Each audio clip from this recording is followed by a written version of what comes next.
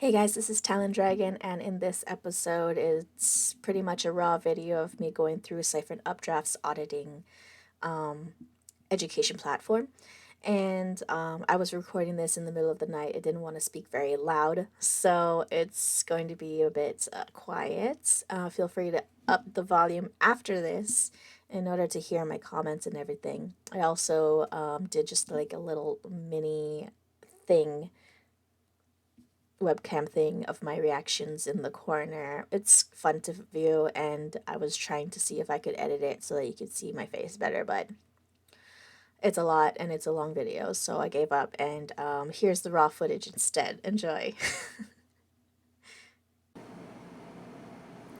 Hey guys, this is Talon, and we ended up abruptly earlier, and I'm going to be continuing our Cyfrin Updraft review of what it's like to try their service as a noob here in the auditing space.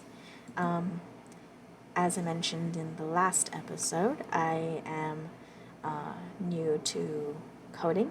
I just finished the JavaScript coding course with Alchemy University, and did some coding exercises with Free Code Camp. So I'm pretty confident in being able to at least read JavaScript, and supposedly that should be good enough for me to jump into this course here. So just finished the introduction of learning what Cyfrin Updraft is about, and going into blockchain basics. I already know about blockchain, but I'm going to check it out anyway, see if maybe I'll learn something new, because supposedly it's also for those that are also already familiar with blockchain technology, or even those who are more familiar with coding. So let's take a look and see how it goes. Now, since you're here, you've probably heard of Bitcoin before. Bitcoin was one of the first protocols to use this revolutionary technology called blockchain. The Bitcoin white paper was created by the pseudo-anonymous Satoshi Nakamoto, and it outlined how Bitcoin could make peer-to-peer transactions in a decentralized network. This network was powered by cryptography and decentrality, and it allowed people to engage in censorship-resistant finance in a decentralized manner. Due to its features, which we'll talk about in a little bit, people took to this as a superior digital store of value, a better store of value over something like gold, for example. And that's why you'll also hear people commonly refer to it as a digital gold. Similar to gold, there's a scarce amount or a set amount of Bitcoin available on the planet, only so much that you can buy and sell. You can read more about the original vision in the white paper. We have a link to the white paper in the GitHub repo associated with this course. Now, this was an insane breakthrough. And in a little bit, we're going to learn exactly how this is all possible and how this actually works under the hood. Some people, though, saw this technology and wanted to take it a little bit farther and do even more with this blockchain technology. And a few years later, a man named Vitalik Buterin released a white paper for a new protocol named Ethereum, which used this same blockchain infrastructure with an additional feature. And in 2015, him and a number of other co-founders released the project Ethereum, where people could not only make decentralized transactions, but decentralized agreements, decentralized organizations, and all these other ways to interact with each other without a centralized intermediary or centralized governing force. Basically, their idea was to take this thing that made Bitcoin so great and add decentralized agreements to it, or smart contracts. And in fact, technically, these smart contracts weren't even really a new idea.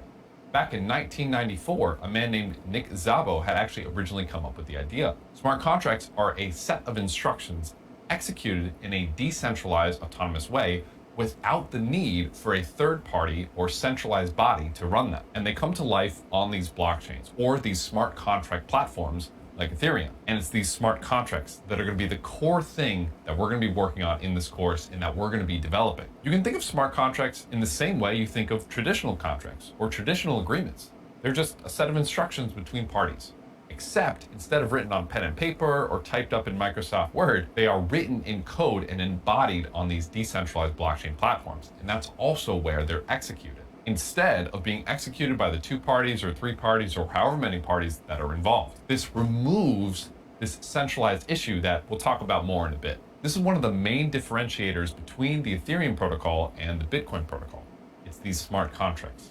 Now, technically, Bitcoin does have smart contracts, but they're intentionally Turing incomplete, which means they don't have all the functionality that a programming language would give them. This was an intentional move by Bitcoin developers.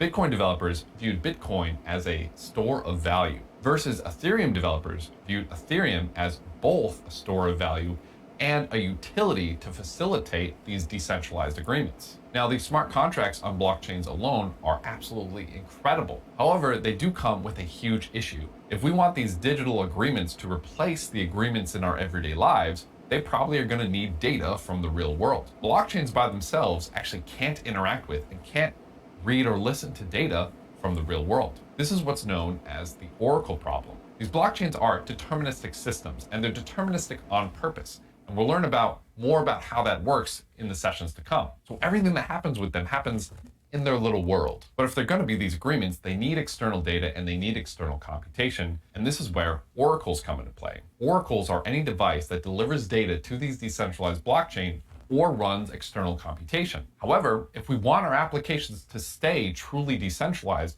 we can't work with a single oracle or a single data provider or a single source that's running these external computations.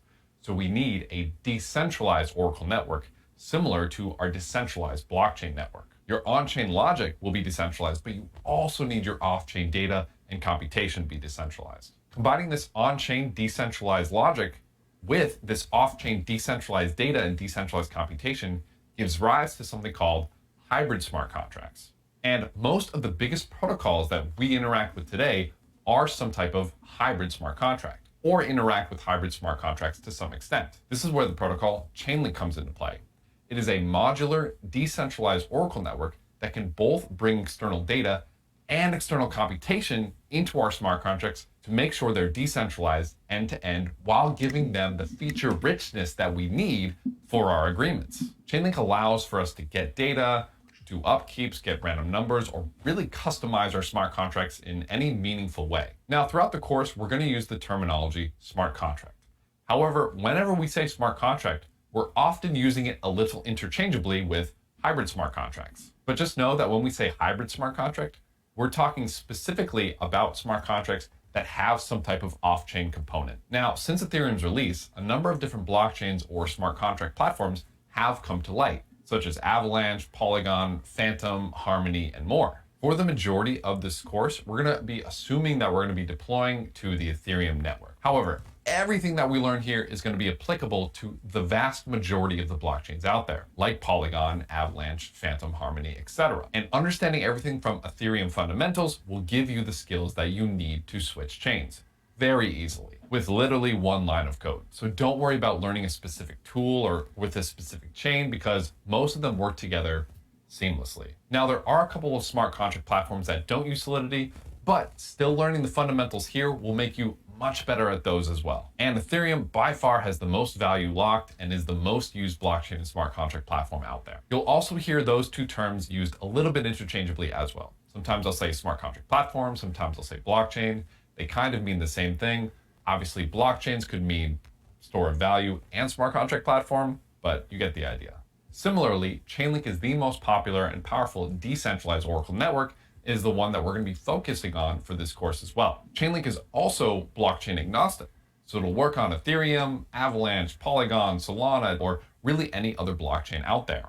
Now, additionally, over the last year, a new term has come to light called an L2 or a layer 2. This solves an issue that most blockchains see where they don't scale very well, or they don't grow big very well. We'll be talking about L2s a little bit more in the future, but the basic concept of it is that blockchains can really only get so big. So what they do, if this is Ethereum, you can actually have blockchains hook into them to essentially make them bigger. If that doesn't really make too much sense, don't worry about it for right now. Layer 2s solve this scalability issues. And at the moment, there are two different types of true layer 2s, optimistic rollups and zero knowledge rollups. Optimistic rollups like Arbitrum and Optimism, or zero knowledge rollups like ZK Sync or Polygon ZK EVM. Yes, there's a Polygon chain, but there's also Polygon ZK EVM L2. The two of them are very different. Don't worry about them for now. And in fact, it's this Arbitrum layer 2 where our challenge contracts are going to be deployed on this rollup. But like I said, once we learn how blockchains work from a basic level under the hood, then we'll explain more about how these L2s actually work. Now, throughout this course, you'll hear the term DApp, or decentralized protocol, or smart contract protocol, or decentralized application, and they all kind of mean the same thing. A decentralized application is usually the combination of many smart contracts. And when we get into Solidity, you'll see what a singular smart contract really looks like. And like I said, learning all these core fundamentals will make you a better Solidity and a better smart contract developer. You'll also hear the term Web3 a lot in this video and in the industry. Web3 is the idea that blockchains and smart contracts are the next iteration of the web. Web 1 being this permissionless open source world with static content. Web 2 being the permissioned web with dynamic content. But all the agreements and logic runs off of centralized servers where they control your information. And then Web 3 comes back to the permissionless web, but once again with dynamic content. And instead of centralized servers running your logic, decentralized networks run the logic, creating these censorship-resistant agreements that these smart contracts enable. It is also generally accompanied by the idea that the users own the protocols that they work with, and it's an ownership economy. You'll see what I mean later in this course. Now, we've talked a lot about the history and about the high level of these protocols and of these smart contracts and what they can do. But what do these smart contracts really mean? What is it when I say trust minimized agreements or unbreakable promises? What is the real value add of these smart contracts? Before we look under the hood and take a peek at how this all works from a technical standpoint, let's learn what all the value of this is. What is the purpose of us building all these technologies, of you taking this course? What problem does this technology solve? In my mind, a technology is really only as good as the problem that it solves. If it doesn't solve a problem, then why bother? Smart contracts, blockchain, Web3, cryptocurrencies, those are all just different words that encapsulate the idea of what we're doing in such a unique paradigm. I think the easiest way to sum up what these smart contracts do is that they create trust minimized agreements. And if you might be scratching your head to that, a much easier way to think about it is just they give rise to unbreakable promises. Yes, you heard that right. Unbreakable agreements and promises. Additionally, they give rise to speed, efficiency, and transparency, and a number of other things. I made a video pretty recently about exactly this. So let's dive in and take a listen to the purpose, the undeniable value of smart contracts.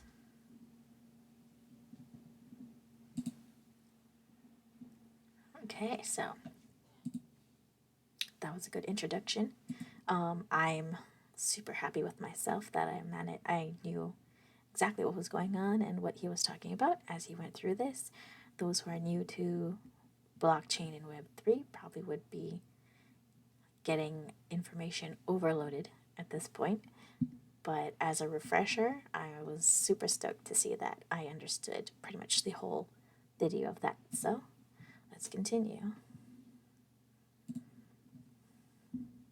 Means I've been doing my Now, research since you're very here, well. you've probably heard of Bitcoin before. Bitcoin was one of the first protocols to use this revolutionary technology called blockchain. The Bitcoin white paper was created by the pseudo-anonymous Satoshi Nakamoto, and it outlined how Bitcoin could make peer-to-peer transactions in a decentralized network. This network was powered by cryptography and decentrality, and it allowed people to engage in censorship-resistant finance in a decentralized manner. Due to its features, which we'll talk about in a little bit, people took to this as a superior digital store of value. I wonder if we already saw this. What's known as the Oracle problem. Oh, yeah. Okay, so we already saw that. Let's take a look at this. Okay, so that was what is blockchain. Let's look at this written lesson here. They go over Bitcoin, Ethereum, Oracle, Chainlink, Layer 2, Decentralized dApps, Web3, Value, Trust Minimized Agreements, Speed, Efficiency, Transparency, Real-World Data to Block, and Conclusion. Sounds good.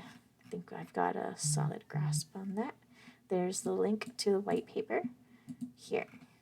Okay, sounds good. And lessons complete. Sweet. Okay, let's take a look at this one. Purpose of smart contracts. All right, let's check it out. Now, since you're here, you've probably heard of Bitcoin before. Bitcoin was one of the first protocols to use this revolutionary talk about in a little bit. People took to this as a superior digital. All right, okay. Did I run into a hiccup?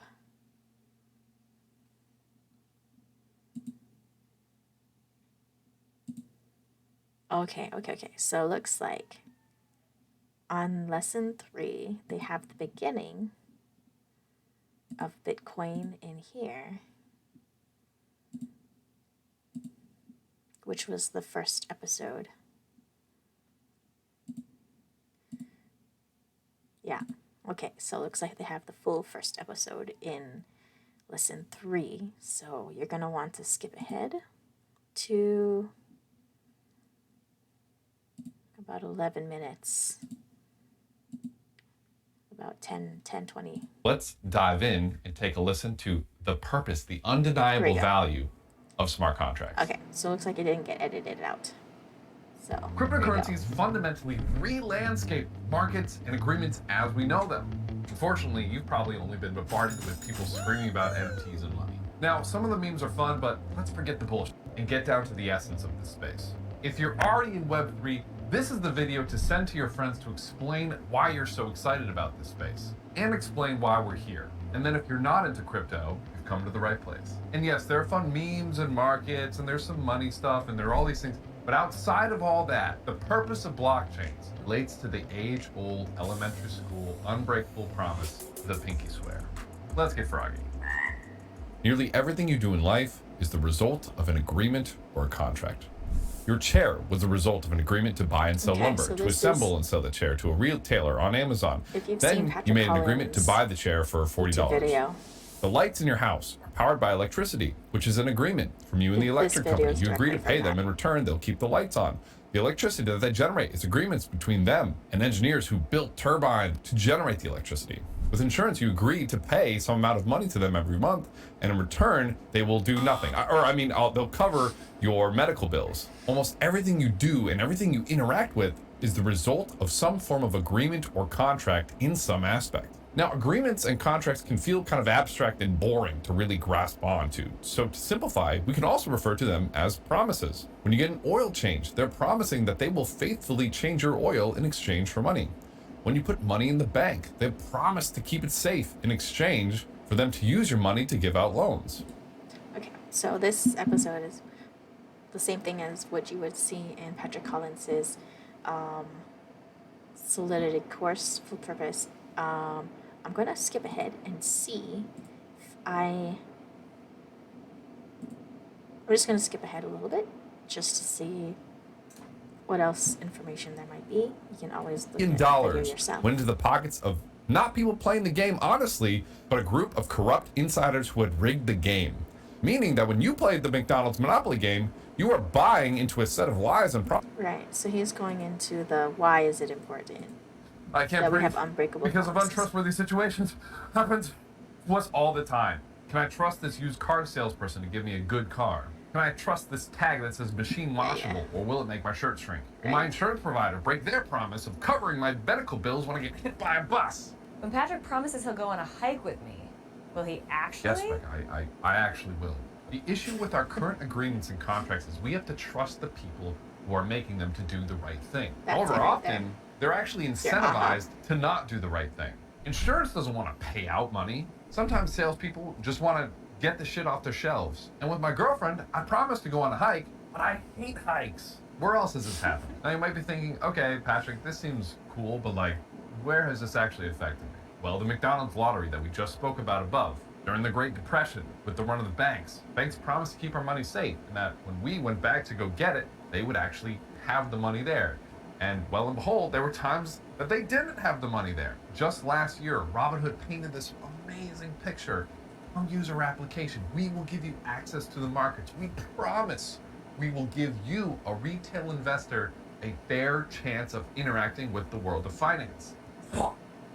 Psych! But not this asset, this asset, this asset, or this asset. The 2008 financial crisis. Remember that? Shady deals behind closed doors combined with lies about financial product brought the world to its economic knees. How are you f***ing us? hyperinflation in Zimbabwe, hyperinflation in Brazil. Theranos. History is a relentless lesson of trustworthy entities being notorious promise breakers. We finally have a way to fix it with smart contracts. Now, before I jump into smart contracts, a lot of people might be thinking, hey, cool and all. However, we have systems in place to protect against a lot of these things, which is true and which is great. And that is a very helpful step forward. But these systems often break. Ones in 2008 definitely didn't work. Ones with the Robinhood crisis definitely didn't work. And even if these systems apply and you go to court to try to work them out, maybe you're in court for years before you actually see a resolution. And by that time, what you needed the money for is long gone. So what is this technology? What is this tool that can fix this fundamental problem in our agreements today? This tool is smart contracts, and this tool is what the blockchain was built for. Now, I'm going to give you a quick overview of what a smart contract is. However, I'm leaving some links in the description for more in-depth explanations. But the basics of them is, a smart contract is an agreement, contract, or a set of instructions deployed on a decentralized blockchain. And once the contract or set of instructions is deployed, it cannot be altered, it automatically executes, and everyone can see the terms of the agreement.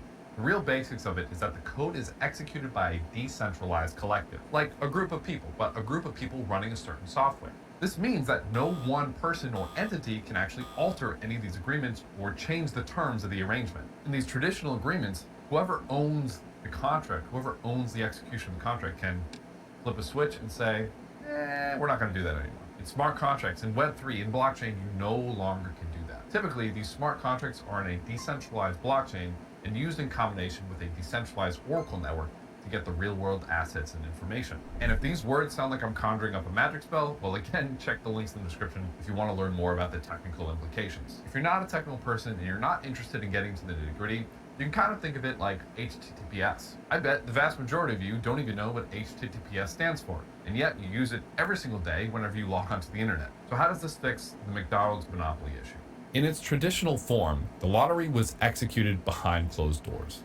Somebody operated and owned the code and the contracts and the agreements that ran the lottery, and they had the power to alter it, and nobody other than the people internal on the lottery could audit this altering happening. Now, if the code for this lottery was deployed onto a blockchain, every time a hacker attempted to alter it, everyone would be notified. Not only that, but you couldn't even alter it because the terms of a smart contract cannot be altered once deployed. Combine that smart contract with a Chainlink VRF Oracle to get a verifiably random number, and presto, you now have a perfectly decentralized, unalterable agreement that is impossible to hack, commit fraud, or manipulate. We have just saved the public between $13 million and $24 million just by fixing the issue of trust. How does this fix Robinhood? Well, the problem with Robinhood is already fixed, right? Again, the problem is that there's a centralized body that can flip a switch at any time and say, yeah, you can't access these markets anymore. We're breaking our promise of actually giving you access to the markets. This is already fixed with something called decentralized exchanges, and these exist today. One of these exchanges is one called Uniswap. You can swap ERC20 tokens, which are kind of the equivalent of stocks, but some aren't, some are. It's a little confusing. I won't get into that here either. But it doesn't have that centralized body that can flip a switch and ruin access to the markets. And had these investors been on a decentralized exchange, it would have saved them hundreds of millions of dollars. And it would have prevented fraudulent market manipulation. How does it fix run of the banks? With transparency built in and automated solvency checks, you can build a bank-like smart contract that has insolvency checks built in that make it impossible to get there. Insolvent means broke as Any agreement or any history lesson where there was a trust assumption that was broken, smart contracts can be applied to and should be applied to. Especially in a time where big money runs, owns, and controls everything, we desperately need to move to a world where some self-interested centralized entity can't flip a switch and ruin people's access to the services that they need. We can move away from a world that is brand-based to a world that is math-based. Right now, if you interact with a service that you don't like or that they break their promise, the only thing you can do walk down the street to the next service that's going to make the same set of promises, and you have to hope and pray that they're actually going to keep it. We can move from that to a world where we can just look at the math and say, oh, okay, 1 + 1 = 2. This is what this agreement is going to do for me every single time, guaranteed. Because it's a decentralized autonomous agent has no incentive to be evil, and everything is transparent and out in the open. If I'm a big company, and if it was better for me for 1 plus 1 to equal 3, maybe I would go behind some closed doors and fudge some numbers and come back out and be like, hey, 1 plus 1 equals 3. But with smart contracts, that's impossible. Doing the right thing is infrastructural. Now, given the choice between two agreements, one where you have to trust a single centralized entity that they're going to do the right thing for you, versus a decentralized, untamperable collective, which one are you going to choose? I'm picking the one that can't screw me over every single time for every agreement I can apply it to. Now, this technology is relatively new, but we have already seen it re-landscape entire markets and continue to do so. The traditional financial world is already getting its lunch eaten by DeFi, or decentralized finance. There's already over $200 billion of people's money in these protocols to help have a more fair, more accountable, more transparent financial system. This DeFi movement is one of the main reasons I got into this space, because we desperately need move away from where we are right now and end people's chances for wealth being sucked up by some group that's bending the rules in their favor. And smart contracts are our ticket to that better world. More and more industries are also coming over to smart contracts and blockchain because of all the innovations and because of all the advantages that it has. As we grow and as we get better, we get closer to this vision of having this concept fulfilled. Trust minimized agreements. These smart contracts are minimizing the trust that we need to give other people in order for these agreements to be executed. If trust minimized agreements is too confusing for you, just say unbreakable promises. Now, I gotta be honest with you guys, blockchains and smart contracts and cryptocurrencies can actually do more than just trust minimized agreements. They have security benefits, uptime benefits, execution speed benefits, and a whole lot more. But it's a lot easier to just learn about one and learn the other ones later, right? It's kind of like sprinkles on top. So this is why we are here. This is why we're building this future, and this is why we are so excited about it. Last year, 2022, there were a lot of issues with a couple different companies, like, for example, SBF's FTX platform. The thing to me that's most frustrating about that situation is that FTX platform wasn't anything that I just talked about. It wasn't decentralized. It wasn't trustless. It wasn't transparent. It was purely a traditional Web 2 company pretending to be Web 3 and just using the cryptocurrency part of Web 3, but not actually using the smart contracts. And we're doing a much better job as a community getting rid of the bad actors. And this is something that's incredibly important for you when working with protocols and when building protocols. I want you to be incredibly successful here, but I want you to be incredibly successful because you're making a ton of value. A lot of these platforms that we saw collapsing last year were not creating value. They were stealing value. They were siphoning value. They were faking having value. And as you learn and as you build smart contracts yourself, it'll start to become innately aware of what protocols and what companies are centralized and are not the ethos of Web3 and the ones that are. We are building verifiable, trust minimized agreements, unbreakable promises. And if you can't verify those promises, then it's not trust minimized. It's not Web3. It's not what this industry is for. That's what I want you to do as you finish this course, is be a force for good. Unfortunately, because a lot of people haven't taken my course, not everybody understands the difference between a legitimate project and a token that's just meant to pump somebody's bags. As this space continues to grow and as people like yourself take courses like this, we will get to continue to push real legitimate projects forward and wash out the projects that aren't actually contributing to Web3. Sounds good. Interesting. Did I end up going to 4? Yes, I did. So, cool. Before I go and play that, let's take a look at what 4 is. Transparency, flexibility, speed, efficiency, security, mutability, elimination of counterparty risk. Okay, and then applications of smart contracts, which is DeFi, DAOs, NFTs, and then making my own first transaction. That's probably the next lesson. Let's see. Setting up your wallet. Okay. I'm going to go ahead and skip this because I already know about all these different things. So 5. Okay, it looks like they want us to set up a MetaMask, which I already have.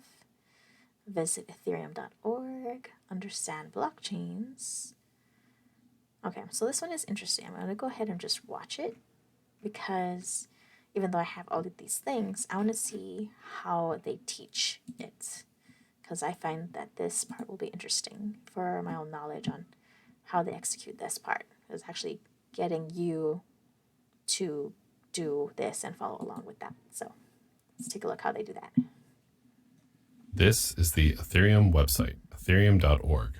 We are going to make a transaction on a test Ethereum blockchain. I'll explain what that means in a little bit.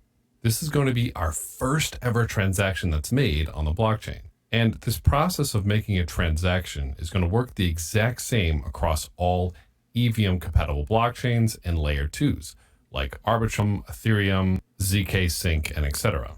I'll explain what EVM means in the future. For now, just follow along and have fun running your first transaction. Now, in order for us to send a transaction on any of these EVM chains, the first thing that we need to do is set up a wallet. So I'm going to go to MetaMask because it's one of the most popular wallets and one of the easiest wallets to use. I'm using the Brave browser, but it works for Chrome or Firefox or really any other popular browsers out there. And it's just going to be an extension in the top right hand of our browser. It's going to make it very easy to see anything to do with our wallets and our transactions very easily. And it's going to store all of our EVM-based currencies and EVM-based transactions. So I'm going to go ahead and hit Add to Brave, Add Extension, although Brave does also come jam-packed with its own wallet. So now we come to the Get Started page, and I'm going to go ahead and select Create a New Wallet. Sure, we'll agree to help out MetaMask. Now we're going to create our password, make sure it's really secure. For the purpose of this demo, mine's going to be kind of mediocre. Now I'm going to preface this. This wallet that you're making right now, as you follow along with me, this is going to be your development wallet. So if you want to make the password a little bit weak, just so that you can test things out very quickly, go for it. Just know we're never, ever going to put real money into this wallet. It's good if you treat this as if it is a real wallet. That way you'll get used to and you'll get familiar with good wallet safety.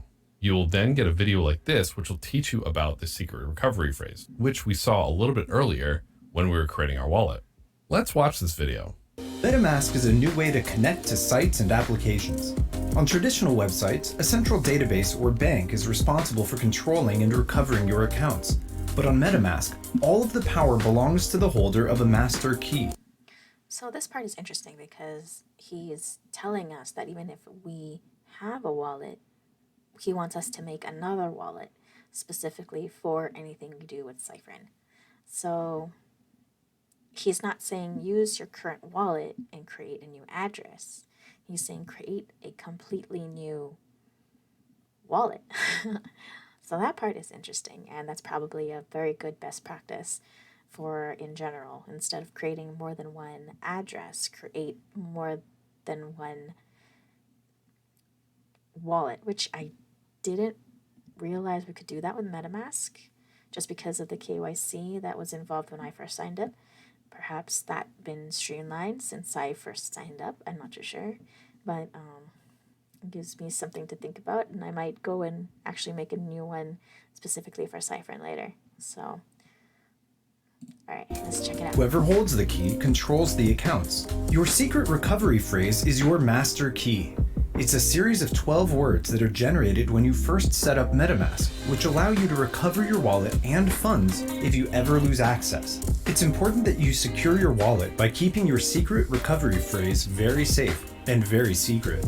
If anyone gets access to it, they will have the master key to your wallet and can freely access and take all of your funds.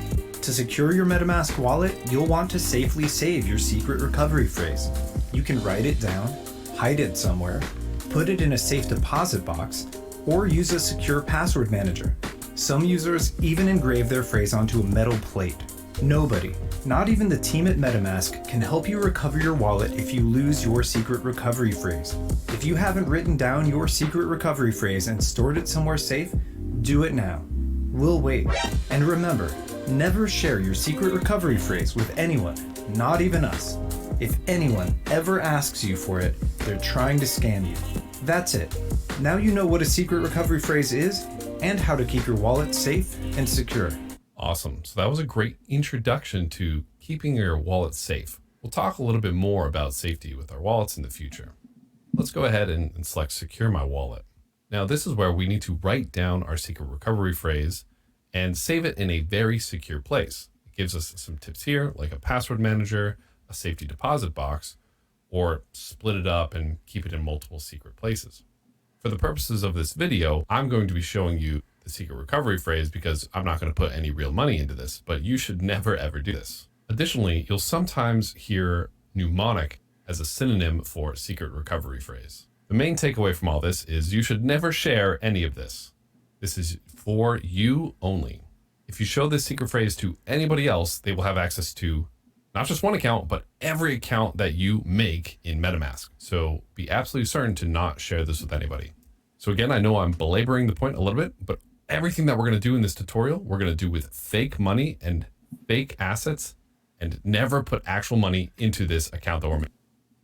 Okay, so this is the reason why he says to make another separate account. It's because this phrase, this seed phrase that's given to you, the 12-word seed phrase, he just said is accessible to every address that's in your wallet. So yeah, he wants us to not only create, he wants us to create a completely separate account, pretty much, with MetaMask for the purposes of Cyfrin. So I'll be doing that later on after I check all of this out. Making here. Once you get familiar with using MetaMask and working with the tools and staying secure, then you can go ahead and create a separate MetaMask that will have real funds in it. If you want to put real money in different MetaMask, a lot of browsers have a profile option, and maybe you can make a new profile, install MetaMask on that different profile, call that profile real money profile or something, and that's where you will store your money. But for this video, for this tutorial, the MetaMask that you are using is going to be specifically for testing things out, and you will never store real money to it. I'm going to harp on that a lot more in this course. So even if you're coming here and you have a wallet, I highly recommend still making a brand new one for this tutorial, just in case you don't accidentally code something or do something autonomous and give away your funds. If this is your first wallet, then great. But again, when you're working with real money, if you lose access to the secret phrase, you will lose access to all your money. So be sure to write this down. Promise me that you won't use real money for this course. Great. I'm going to hit copy to clipboard for now, and we're going to go ahead and hit next. Now we need to confirm by adding our seed phrase back in. We can go ahead and hit confirm, and we now have created our wallet. Let's go ahead and click got it. Awesome. Now we can see the interface of our MetaMask full screen. And depending on your browser, what you can normally do is hit this little puzzle piece on your browser and select this pin button. So now we can pin our MetaMask into the top of our browser, and we can click it like so, and we can see it give a little drop down like this, and we can see the same information in this little drop down as there is on the full screen. Now, even if you lose access to that page, now that this is bookmarked in your browser, you can select your MetaMask, select these three dots, and hit expand view to reach this tab. Now, additionally, what we can do in here is we can actually go up to our accounts, and we can actually create multiple accounts by hitting create account. And if you wanted to, you could give it a name here. I'm just going to leave it as default for account 2. And now we have 2 separate accounts. We have an account 0 with an address and an account 2 with an address as well. Both of these accounts actually share that same secret phrase. So anybody with access to the secret phrase can actually have access to both accounts. However, they have different private keys, and that's what makes them different. We'll talk a little bit more about that in the future. If somebody gets access to a private key, they'll get access to a single account. If they get access to the secret phrase, they'll get access to all the accounts that you make. Even, if you made a third one, they'd get access to this one as well. Now, if you look up in the top right of the screen here, you'll see the section that says Ethereum Mainnet. This is our networks tab. And if you click it, you can see all the different networks that our MetaMask has access to. Ethereum Mainnet is the main network of Ethereum, and this is where real money is spent and used. For this course, we're not going to be working with Ethereum Mainnet. We're instead going to be working with something called a testnet. For both engineers and non-engineers, we often need a place to test or simulate our transactions. And for the developers here, throughout this course, we are going to teach you another technique for testing out your transactions on a local network. And a local network is actually going to be the preferred way we do our testing and our simulations. However, it's still really important to see end-to-end what a real transaction looks like, and that's what a testnet will do for us. It simulates exactly what a mainnet or a live money network would look like, However, there's no real money at stake and we don't actually have to spend any money. To see some of the test nets that come default with MetaMask, we can hit the show/hide button, which will bring us to the settings page of MetaMask. We can turn on show test networks. And if we scroll back up, now if we hit our networks tab, actually let's go ahead and close out of settings. Now if we hit this drop down, we can see Gorilla Test Network, Sepolia Test Network, and Linea Gorilla Test Network. These networks are test networks that resemble Ethereum or Polygon or Linea or Arbitrum or Optimism or ZK Sync or any other EVM compatible chain that we want to work with. And again, we'll define EVM in the future. And then we can actually switch the network that we're working on simply by clicking another network. So let's switch to Sepolia. We can see our network changed up here, and now we can see we have 0 Sepolia ETH. So on ETH mainnet, this new account has 0 Ethereum, and on the Sepolia test network, we also have 0 Sepolia ETH, which makes sense because this is a brand new wallet. And we haven't put any money into this brand new account yet, so of course we have 0. At the time of recording, Sepolia is one of the most popular test networks out there. So we're going to be working mainly with Sepolia throughout this course. However, testnets often change because again, they're run out of the goodness of people's hearts and sometimes people stop running them. You should absolutely have either the web3dev.education site up or the GitHub repository associated with this course. And an important note, sometimes you'll see this as the ChainExcel.org Foundry Full course. We recently renamed it to the Cyfrin Foundry Full course. So this is the correct link, but if you see ChainExcel.org, that's fine as well. And you should scroll down to the recommended testnets section to make sure you're on the most up-to-date testnet. At the time of recording, like I said, we're working with Sepolia. Throughout this course, we are going to show you how to work with different testnets and different networks as well, because it's incredibly important to do so. The blockchain world is moving into a multi-chain world, and especially with the popularity of L2s, which help Ethereum scale, learning the differences between different chains and different L2s is incredibly important. Now, same as Ethereum, what we can do is we can actually go to Sepolia Etherscan. So we'll go to sepolia.etherscan.io, and we can grab our address from MetaMask by clicking and copying the address here, pasting it into the Sepolia Explorer, and same as Ethereum, we can see our account balance, we have 0 ETH, there are no transactions, no token transfers, nothing, because obviously it's a brand new wallet. Now I'm showing you this because pretty soon we're going to send our first ever blockchain transaction. If you've never sent a blockchain transaction before, we're going to do it on this testnet to give you some confidence as what a transaction actually looks like when you do move over to a mainnet. And I'm showing you this site now because you're going to see when we send a transaction, a lot of this information is going to get updated. Now, just remember, like I said earlier, a testnet is run out of the goodness of people's hearts, so please use the transactions sparingly. Once you send your first transaction here, try not to send too many more, as one is good enough for you to see what's going on anyways. And in order for us to simulate one of these transactions, we're going to go to a faucet for a testnet. Testnets have this thing called faucets, which allow us to get some free Sepolia ETH so that we can test out sending transactions and receiving transactions. If you go to the GitHub associated with this course or web3dev.education, we can scroll down to this testnet faucets section and select one of the links to go to one of these testnet faucets. Right now, the recommended faucet that we're working with is faucets.chain.link, but be sure to use the GitHub repo or web3dev.education to be most up to date. What this is going to do is we're going to ask this faucet site to send us testnet Ethereum. And this is why this testnet Ethereum isn't worth any real money, since we can get it for free anytime that we want. These obviously don't exist on mainnet. You can't get free mainnet Ethereum via a faucet. Now, what we can do is we can actually connect our wallet to this site and we can get some free testnet Sepolia ETH. This will make it so that in our balance here, we'll actually have some Sepolia ETH to play with. So to do this, what we're going to do is we're going to go ahead and hit connect wallet, accept the Chainlink terms of service. I've already read them. Our MetaMask is going to pop up to connect it to this website. Now, get familiar with this interface because this is how websites will interact with our wallet and interact with the blockchain. Connecting our account to the site, we'll first select the specific account that we want to connect. We're just going to choose account 1. We'll hit next, and then we'll go ahead and hit connect. And now we can see our wallet address in the top right, and we can see that we're connected on the Ethereum Sepolia testnet. If we go up to our wallet and we actually switch to Ethereum mainnet, you can see that the website has actually changed this little drop down to Ethereum mainnet. And if we go in here, we can actually switch to Ethereum Sepolia, and our MetaMask will pop up with this switch network button, which will help us switch the network for us. So now we're back on Sepolia test network. Connecting to these websites is how we give these websites a way to interact and connect with our wallets. We can go ahead and select this, hit these three dots, and hit disconnect this account.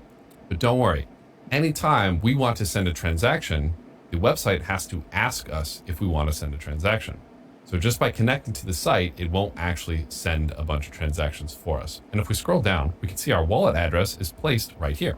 And we can see we can request test link, and we can also request test ETH. For now, we don't need any test link, so we're going to leave that off, but in the future, we will come back to the site to get some test link. For now, we're just going to get 0.1 test Ethereum, and if all goes well, we should hopefully see it in our Sepolia ETH here. In order for us to get this test Ethereum, we do have to log in via Twitter. If you don't have a Twitter, you can use any of the other faucets in the testnets faucets area of the GitHub, such as the Alchemy Sepolia faucet, or the Sepolia Proof of Work faucet. But if you are on Twitter, now's a great time to give me a follow, maybe give me a shout out, and maybe say, hey, sending my first transaction. Thanks, Patrick Alpha C. Or not, whatever you want to do. Just some light shilling of my own Twitter account. Anyways, we can log on via Twitter. We can authorize this app, verify that we're human, give our AI overlords the prompt here. Oh, make sure we don't select the link, and let's go ahead and send the request. Now, what's going to happen is it's going to give us this transaction hash on Sepolia. And after a delay, we'll see it go from initiating to waiting for a confirmation to token transferred, and we'll see a transaction hash. And if we click the transaction hash, we'll see a transaction that was sent to our address. So this will be the first transaction that we get to see.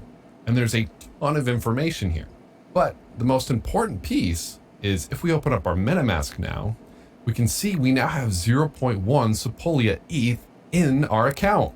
And if we copy the address again, and paste it into here, we can see now we have a 0.1 ETH balance. You might have to wait several minutes for the transaction to finish going through. And if you accidentally refresh your browser, again, we can go ahead and just select our MetaMask, copy our address, and paste it into Etherscan, or just view it right in our MetaMask here. And if you missed that piece about the transaction data, if we go back to Etherscan with our address, remember we're on Sepolia Etherscan, and we scroll down, we can see this most recent transaction hash that just occurred. And we can click the link here and we can see that detail about the transaction again here. Now, importantly, remember though, this is on Sepolia. If we switch back to mainnet Ethereum, you'll see we have 0 ETH on mainnet Ethereum. If we switch to Gorilla test network, you'll see we have 0 Gorilla ETH on that network. If we switch to Linea Gorilla ETH or any other network other than Sepolia, you'll see that Sepolia is the only one that has the 0.1 Sepolia ETH.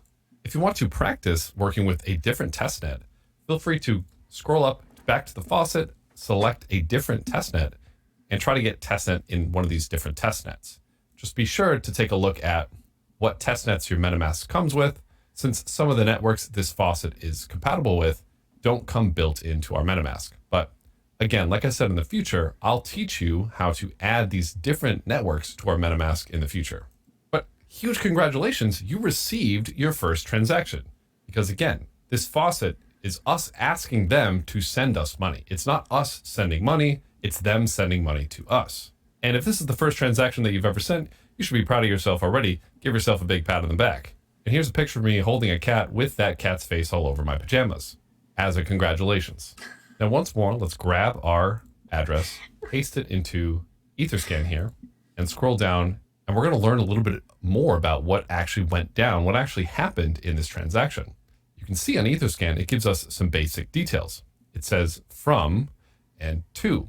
From is going to be another address, a different address, an address controlled by the faucet, and to is obviously going to be our address. And if we select this transaction hash, we can see even more details in here. Understanding all these different fields is essential to becoming a smart contract developer and even just a Web3 or Ethereum or blockchain user. So let's learn a bit of the basics of what's actually going down in this transaction. The first field on this page is the transaction hash. You can even see a little question mark here, which tells you a little bit more about it. It's a unique identifier for this specific transaction on this network. So this specific transaction hash, we can even copy and paste this into the address bar, and we'll get the exact same transaction back.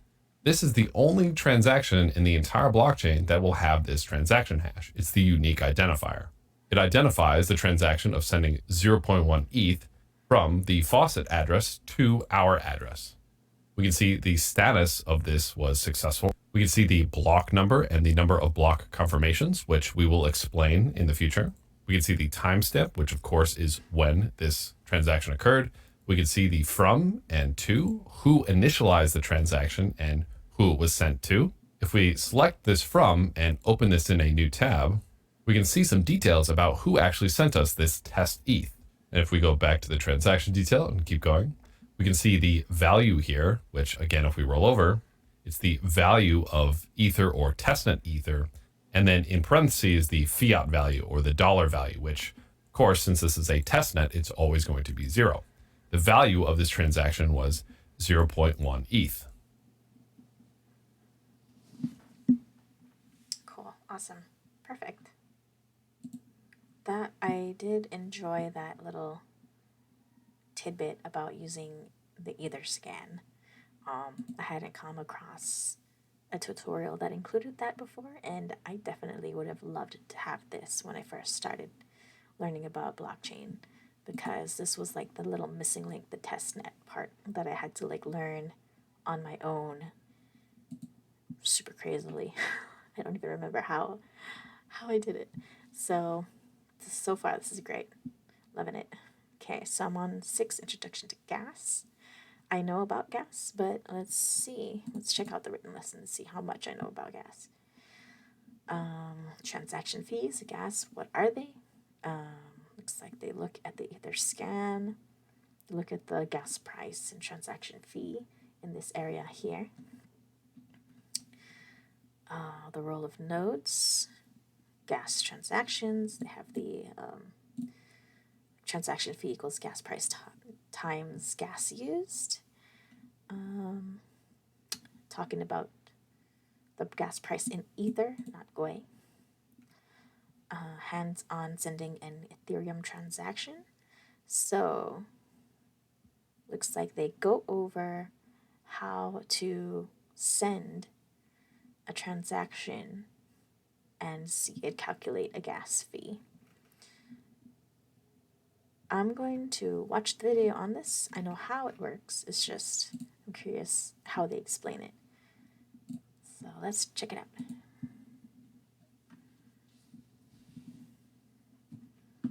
Now, what's underneath this value thing, this transaction fee and this gas price thing? What are these? If we zoom in a lot more to these pieces here, and we roll over transaction fee, we can see it says it's the amount paid to the block producer for processing the transaction. And then gas price is going to be the cost per unit of gas specified for the transaction in Ether or Gwei. The higher the gas price, the higher the chance of getting included in a block.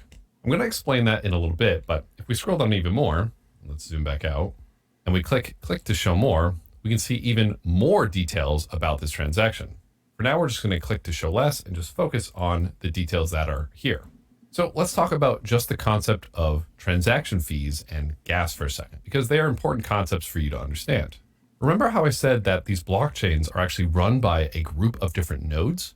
Well, the question is, what's their economic incentive to keep running these blockchains? Are they running them out of the goodness of their heart?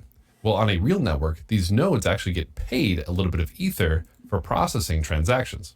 Whenever you send a transaction, there is a node, sometimes referred to as a miner or a validator, depending on the network you're on, who gets paid a little bit of the native currency of the blockchain to process that transaction.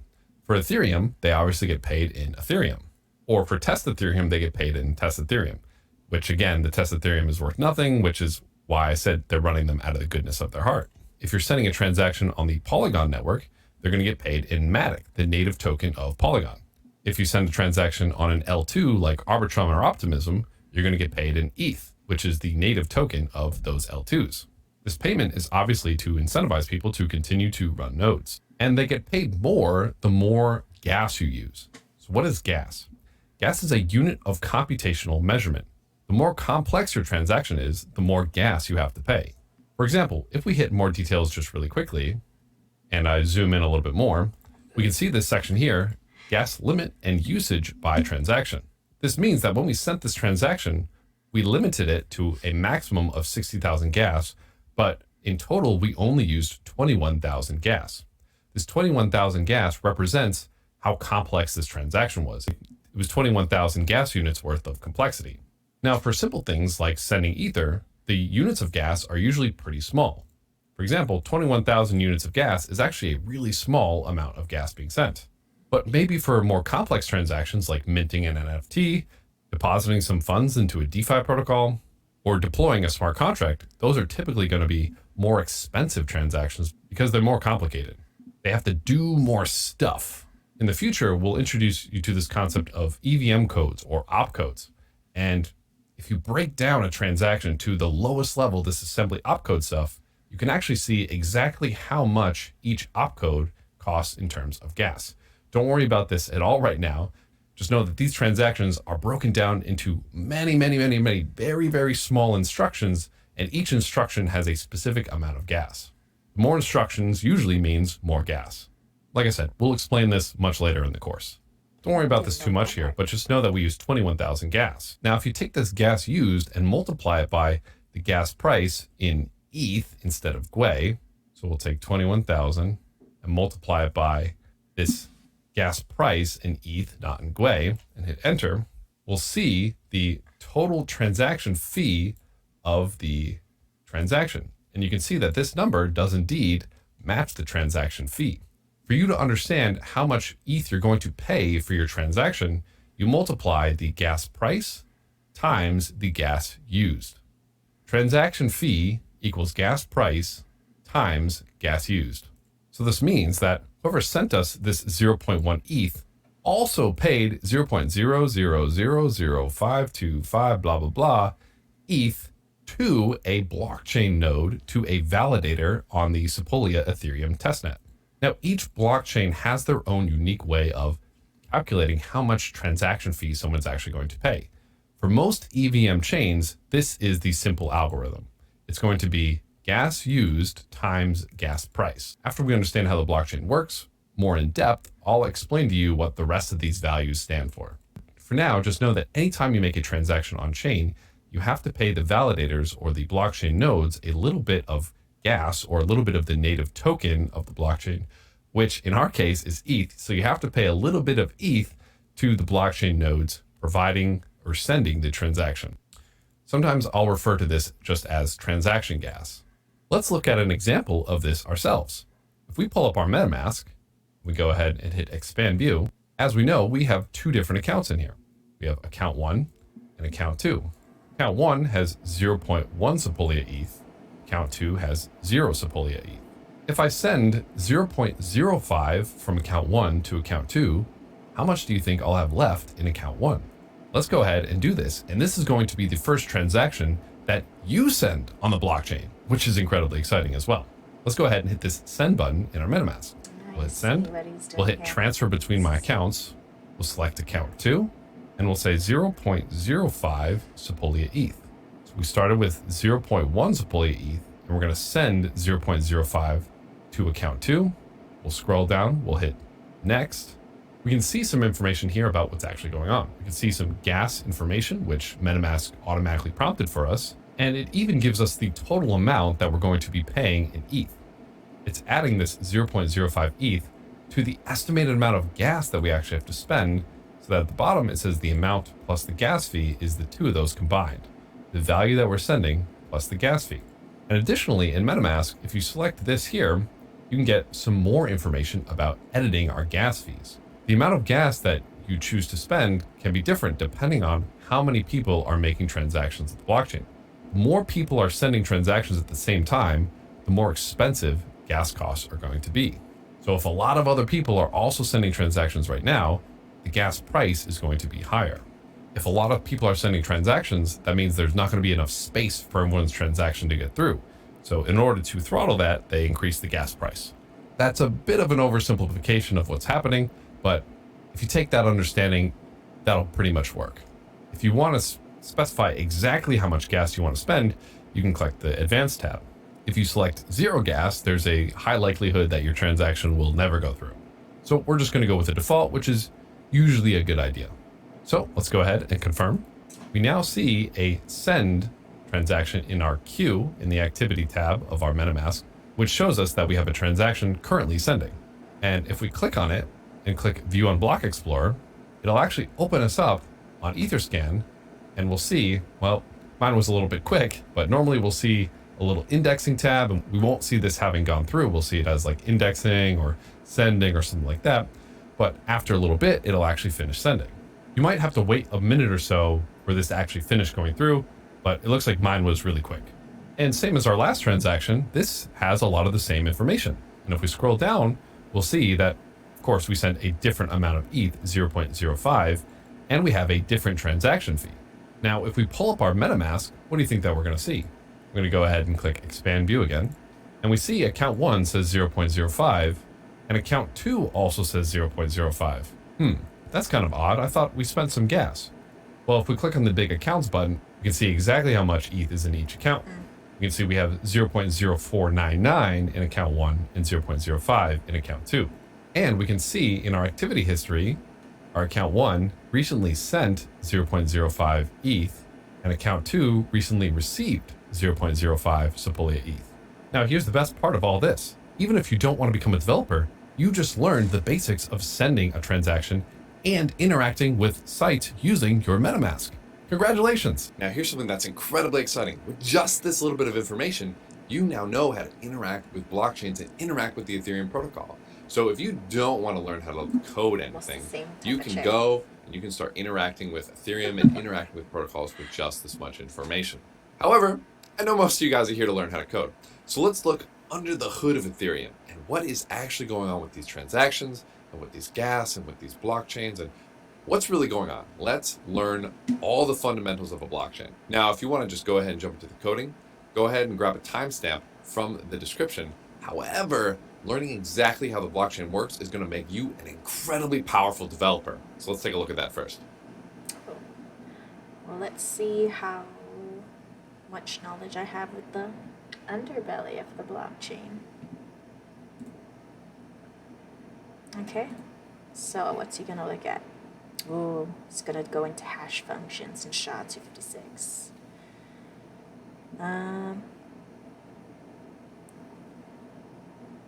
Okay, it's gonna go through a building a block simulation.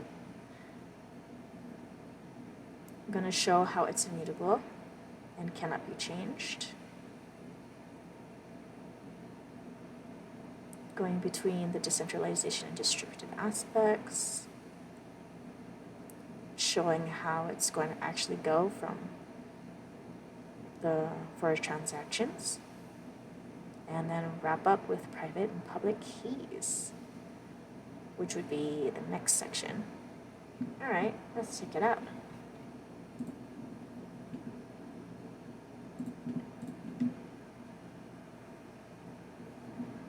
So we're going to be going through this blockchain demo on this site right here. Now, the creator of the site has a fantastic video and a fantastic walkthrough, Blockchain 101. It is right on their site. So if you're looking for another explanation, definitely check out his video. It is absolutely fantastic. But the first thing that we really need to do in order to understand blockchain, in order to understand really anything and everything that's going on here, we first really need to understand this SHA-256 hash, or hashing just kind of in general. Let's first understand what a hash is.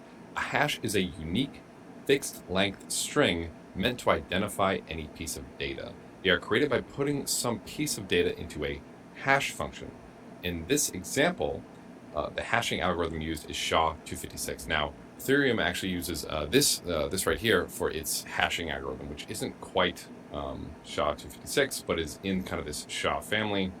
But it's really just another way to hash things, and the specific hash algorithm doesn't matter so much. So this example uses SHA-256, but you can imagine it's the same as the Ethereum hash. They're just going to result in a different hash.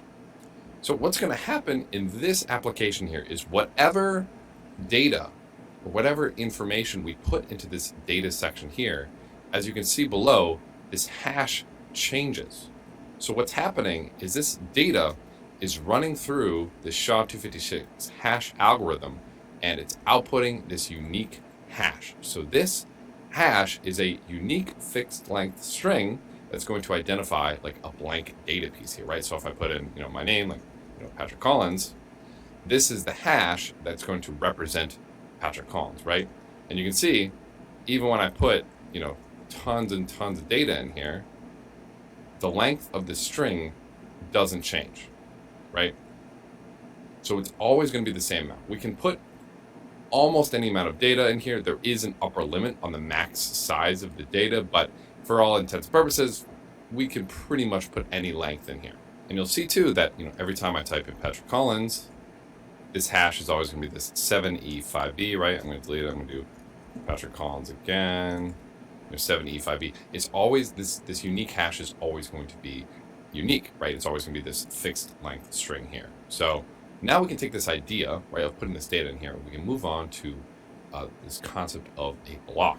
So with this block concept, we're going to take the exact same thing with this hash, this data section, right? But instead of having everything just being in this singular data area right here, we're going to split this data up into block, nonce, and data. So what we're going to do is we're actually going to hash all three of these to get this hash, right? We're going to put all three of these. We're going to say all three of these are combined together. We're going to put all three of them into this hashing algorithm to figure it out. So if I type a bunch of stuff here, we can see that block 1 with nonce, this nonce and this data, we're going to get this hash. And as you can see, actually, the screen turns red. This block turned red. Now, what happens when I hit this mine button? When I hit this mine button, it's actually going to take some time. It's going to think for a little bit. And we can see that the nonce here actually changed, right? The nonce is different from what it was before.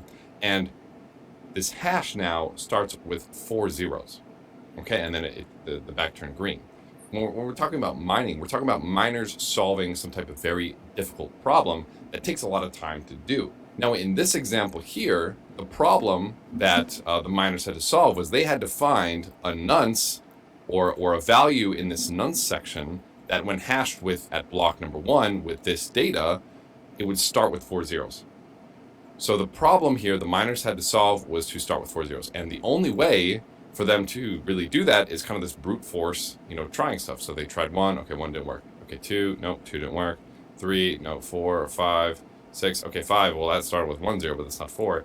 And they have to keep trying all these numbers until they get to this one where, let's hit mine again,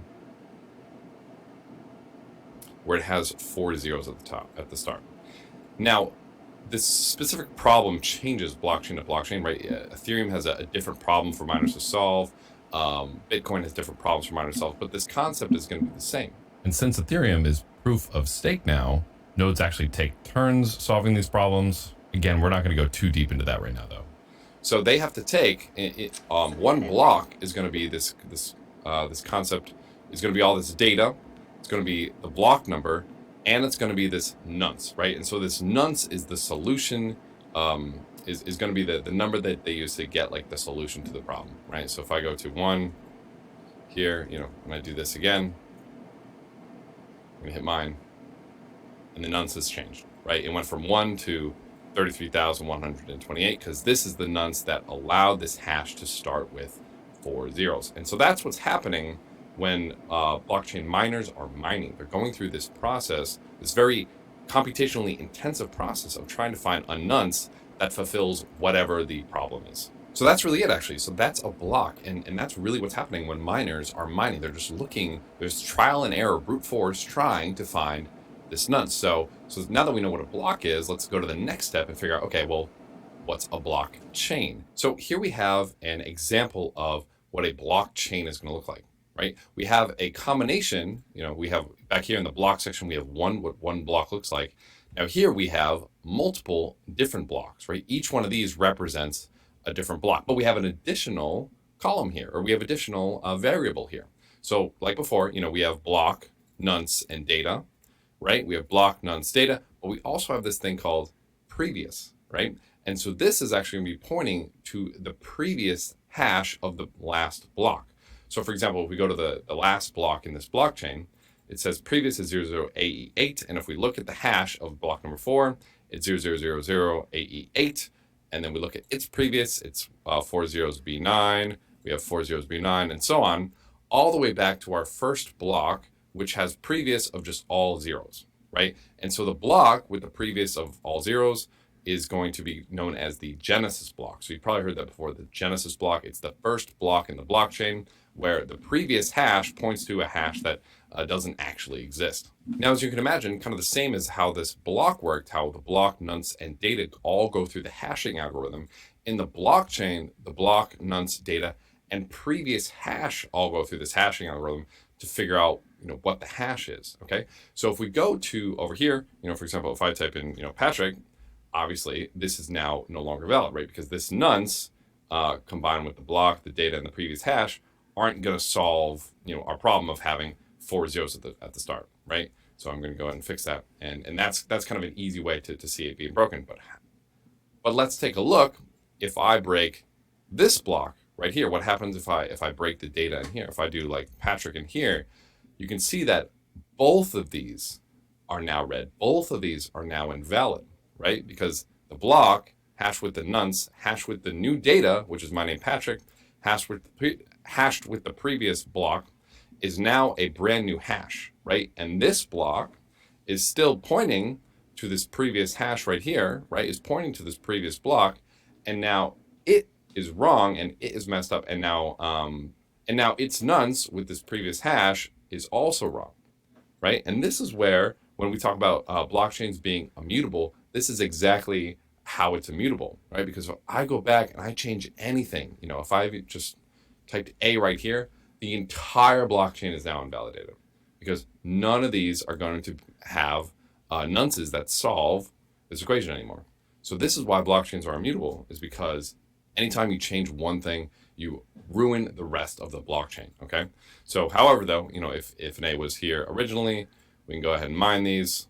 We can mine all these, but as you can see, this is going to start getting very computationally expensive, because I have to go redo basically the entire blockchain, and the farther and farther down the line you get, the harder and harder it becomes to rehash and redo all these different blockchains here. Now this makes a lot of sense, right? So we have this blockchain. It's really hard to change something in the past, but if we do, we can just go ahead and remine it.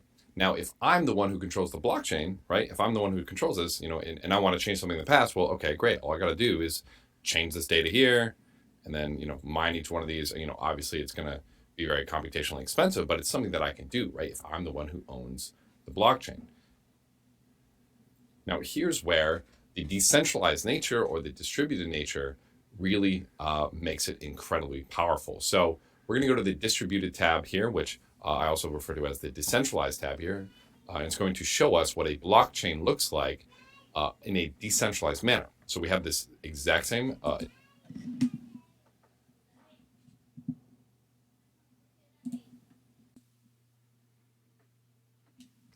Hey, I'm back. Sorry. I had to step away for a little while, take care of baby. So let's continue. Initial setup here. We have distributed blockchain. We have our first blockchain, which is kind of exactly as the one from here. But we also have more than one. So we have peer A, peer B, and peer C. And when people are talking about peer-to-peer transactions, they're really talking. This is kind of that concept that they're talking about, right? So we have a number of different peers who are running this blockchain technology. They're all weighted equally, right? Each one of these peers, or each one of these nodes, each one of these entities running a blockchain has the exact same power as anybody else, right? So the way that we can tell very easily which blockchain is correct or which ones are correct are by looking at this end hash here, right? Or by looking at where we are in the blockchain. Because again, remember this hash that this in this last block here is going to encompass all of the blocks from before, right? Because this last hash is going to have the previous hash here, which includes the previous hash here, which this hash includes the previous hash here. So this last hash encompasses everything in here, right? And we can look at the hash of peer C, which is 4 zeros and then E4B. We can look at the latest hash of peer B, which is 4 zeros E4B, and then peer A, which is 4 zeros E4B. So all of these peers, all of these nodes, all of these decentralized, these independent all these independent users running this blockchain software, they're all matched up. It's very easy for their nodes to look at each other and say, hey, great, we are all matched up. Now, let's say that A decides that something happened on the blockchain that they didn't like and they wanted to go back and change something, right? So let's say they change here. Obviously, the rest of their blockchain is invalidated and they have to spend a lot of computational power to catch up to speed. So let's go ahead and humor it. Let's say that they did. They ended up catching up. They ended up mining everything. And now they have a valid blockchain, right? It solves the equation. Awesome. However, in block number 3, there's something new, right? This is here and it shouldn't have been here. This is something that peer A put in by themselves. All that happens now is we look at all the blockchains that are running the software and we're looking at all the hashes at block number 5. So peer A has this new hash now, 0009BC, but peer B has a different hash, 000E4B, right? So who's right? Is it peer A with their new stuff or is it peer B? Well, that's where the decentralizer comes in, because then we can look at peer C, and peer C also has E4B. So peer B and peer C both say, hey, peer A, you're wrong, get out, right? And peer A will stop being able to participate in the mining rewards because they have essentially forked the blockchain and started their own little blockchain, right, with their own history, because they're the only ones with this piece of data in block 3, whereas peer B and peer C have nothing in there. So that really shows why in these blockchain worlds, in this decentralized world, there really is no centralized entity. Peer A, might have been maliciously motivated to change, this block number 3. However, democracy rules, right? The majority rules in the blockchain. Peer B and peer C both say, hey, that's cute and all, peer A, but you're wrong, right? That's not right. Now, it might be a little abstract to just look at data and, us typing kind of random stuff in here and think, okay, yeah, that's data, right? That makes sense. Just kind of random strings in here doesn't really do anything for us. So if we actually go over to the token section here, this is where everything really starts to make a lot of sense. So we have the exact same setup here with peer A, peer B, peer C, except the difference is instead of having kind of this data section, we have this TX, this transaction section, right? And this represents all the transactions that are happening in this block, right? So we're sending $25 from Darcy to Bingley, $4.27 here, 1922, right? And it's the exact same thing. So all these transactions are going to get hashed in the exact same way that the data is going to get hashed. And this is why it's so powerful, because again, if I want to be malicious, right? If I want to say, hey, I really wanted to give Jane a lot more money from Elizabeth, so I'm peer A, and I go back and I change it to 100. Well, now, not only does my whole blockchain get invalidated because that was so long ago, but I'm not going to match any of these other chains, right? And so my blockchain is going to be excluded from the overall blockchain. So, and let's go ahead and fix this. And it's the same thing. If down here, if I become malicious and I want to send, I want Miss Audrey to have less money, maybe I want to send $1, and I go ahead and mine it. The same thing here. This hash now, this 2A1, is not going to match peer B's hash of BBA, and it's not going to match peer C's hash of BBA as well. So the two of them are going to say, hey, your blockchain is invalid. It's not matching the majority. You're out, right? So that's really how these blockchains work at a low level, and it all goes back to this understanding this hash idea and using it in this very sophisticated manner to kind of cryptographically prove, where stuff lies. Now, the way the blockchain works is that instead of random stuff put in this data section, it's actually going to be Solidity code in here, defining ways to interact with different blocks and different protocols that are on chain, or, as we've said before, different smart contracts. Now, the next question that you might be asking is, okay, well, how do I know, how can I be sure that I'm the one, let's say I'm Darcy, right? How can I be sure that Darcy was the one to actually send this money here? How do we know that Darcy sent $25 to Bingley? Well, this is where we get into private keys and public keys, and that's what we're going to go into now. Let's just do a quick recap of what we've learned in this section so far, right? We've learned that Ethereum actually runs on this Keccak 256, but we used SHA 256 for this demo. It doesn't really matter. We're just talking about hashing algorithms. So again, a hash is a unique fixed length string meant to identify any piece of data. A hash algorithm or a hash function is a function or algorithm that computes any type of data into a unique hash. Mining is going to be the process of finding the solution to the blockchain problem. In our example, the problem was finding a hash that starts with 4 zeros. Nodes get paid for mining different blocks, and the problem is going to be different blockchain to blockchain. A block in a blockchain is basically a combination of a block, nonce, transaction, and a previous hash to create this unique hash for this block. And again, depending on the blockchain implementation, this might have a couple other fields or might have different fields, but this is essentially what's going on. Blockchains are decentralized and distributed because many independent users are going to run this blockchain software, and they will check and they will compare against each other to see which blockchains are acting honestly and which ones are acting maliciously. In the blockchain world, majority rules. The nonce here is the answer used or the number used to get this hash. Now, nonce is kind of an overloaded term. It's actually used for a number of different reasons. In this case, we're using it to solve this problem of getting 4 or 5 zeros at the stop of the hash. However, in Ethereum, it'll also be often used as the number of transactions from a given address. I didn't know that last part. That was interesting. All right, cool. So now we're on 8, which is signing transactions. So signing and private keys, and private and public keys.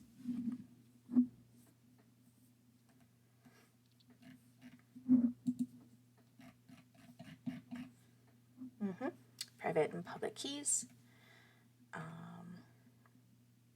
How does transaction signing happen? The importance of hiding your private key. Recapping key concepts about your secret phrases, private keys, and addresses, your public key. And that's pretty straightforward. Let's check it out. Oops, previous. Let's go back. Video lesson.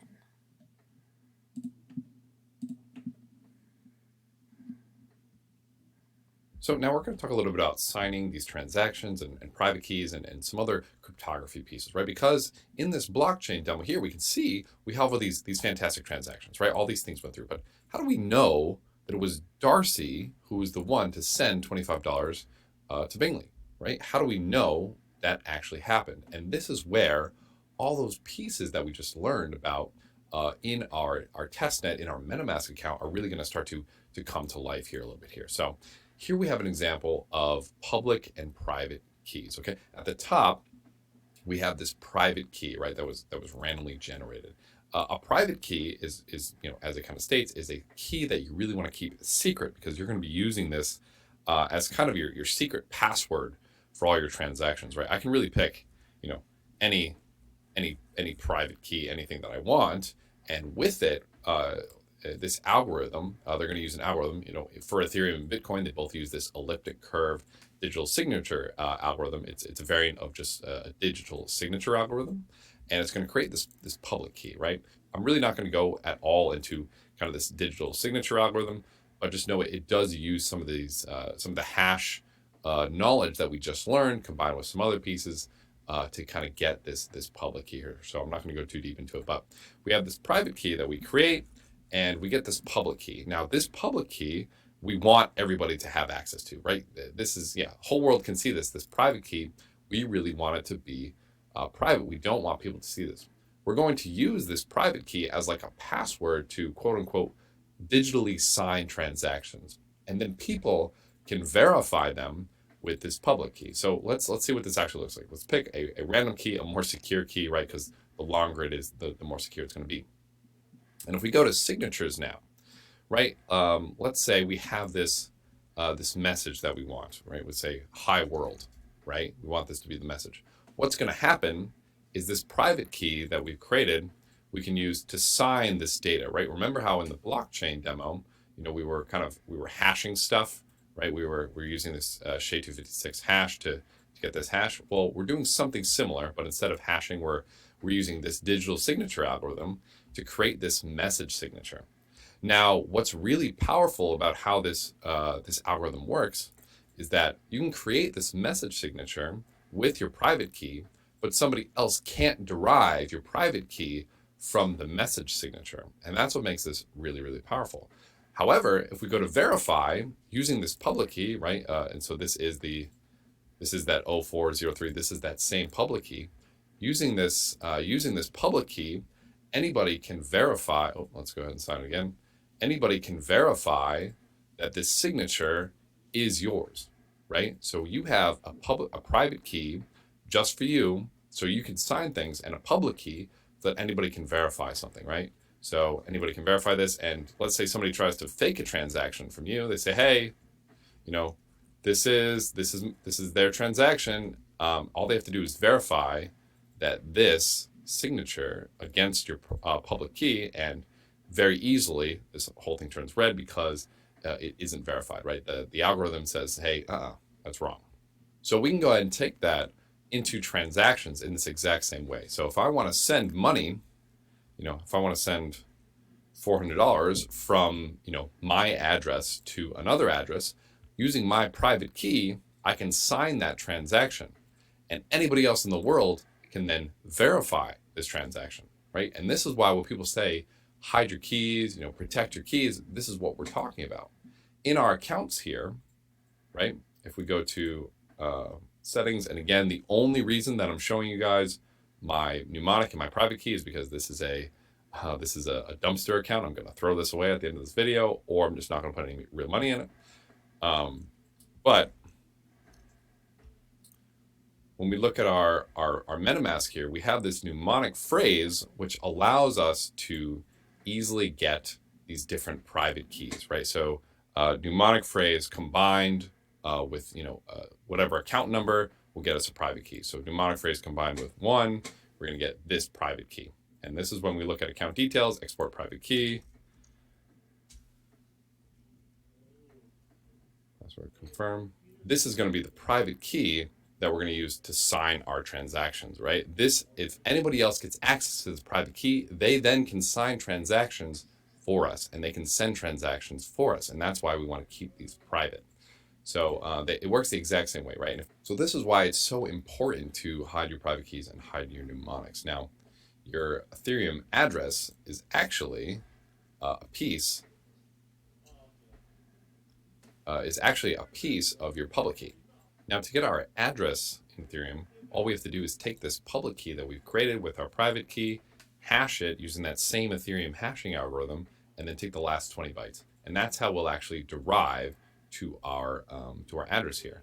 Now, knowing the exact methodology of how to get the address doesn't really matter because it could change blockchain to blockchain and could even change in ETH2.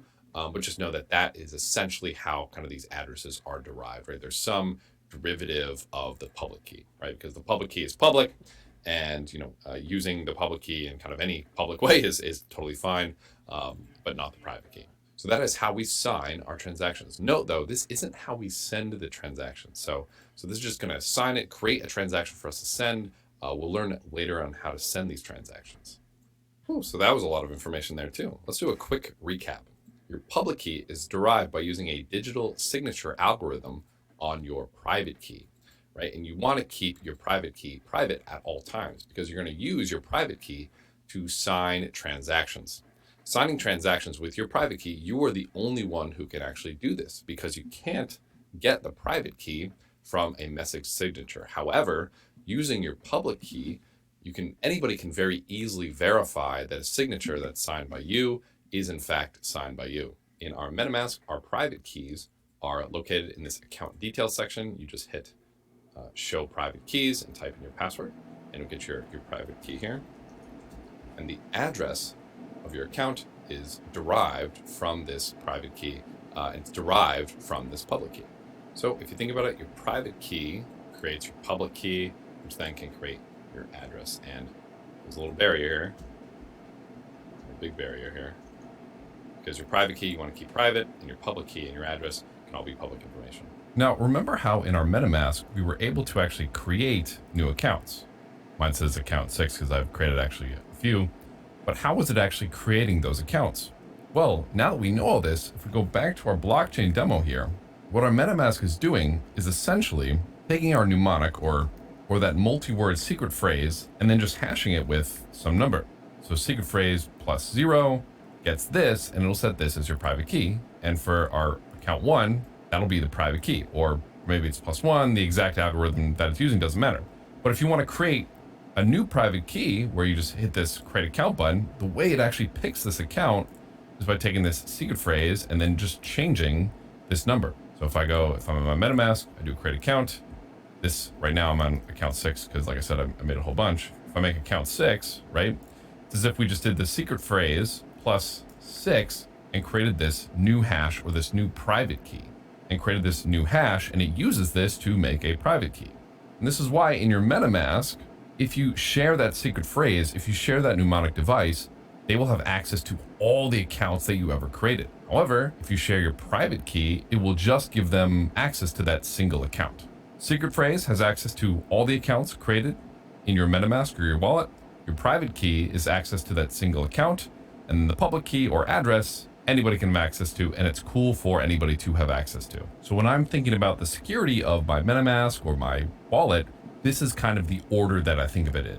The seed phrase or mnemonic or secret phrase is incredibly important. Protect this at all costs, because if somebody else gets access to this, they will have access to all of your accounts. The second most important is the private key, because if somebody gets access to that, they will get access to a single account. And then your public key or address, which, whatever, it's public. All right, that was pretty self-explanatory. Very good, very cool. Gas. Ooh.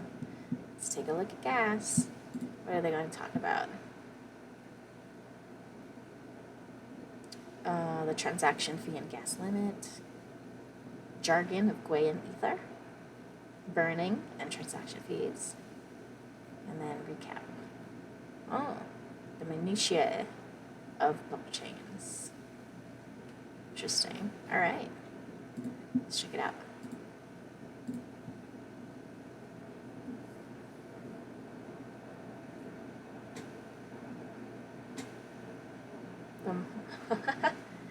Main takeaway, that was fast, let's go, wait. The main takeaway should be that the more people use a chain, the more expensive it is to send transactions. Yeah, if that's pretty much all you need to know, but I want to look at more in depth because I'm at that level.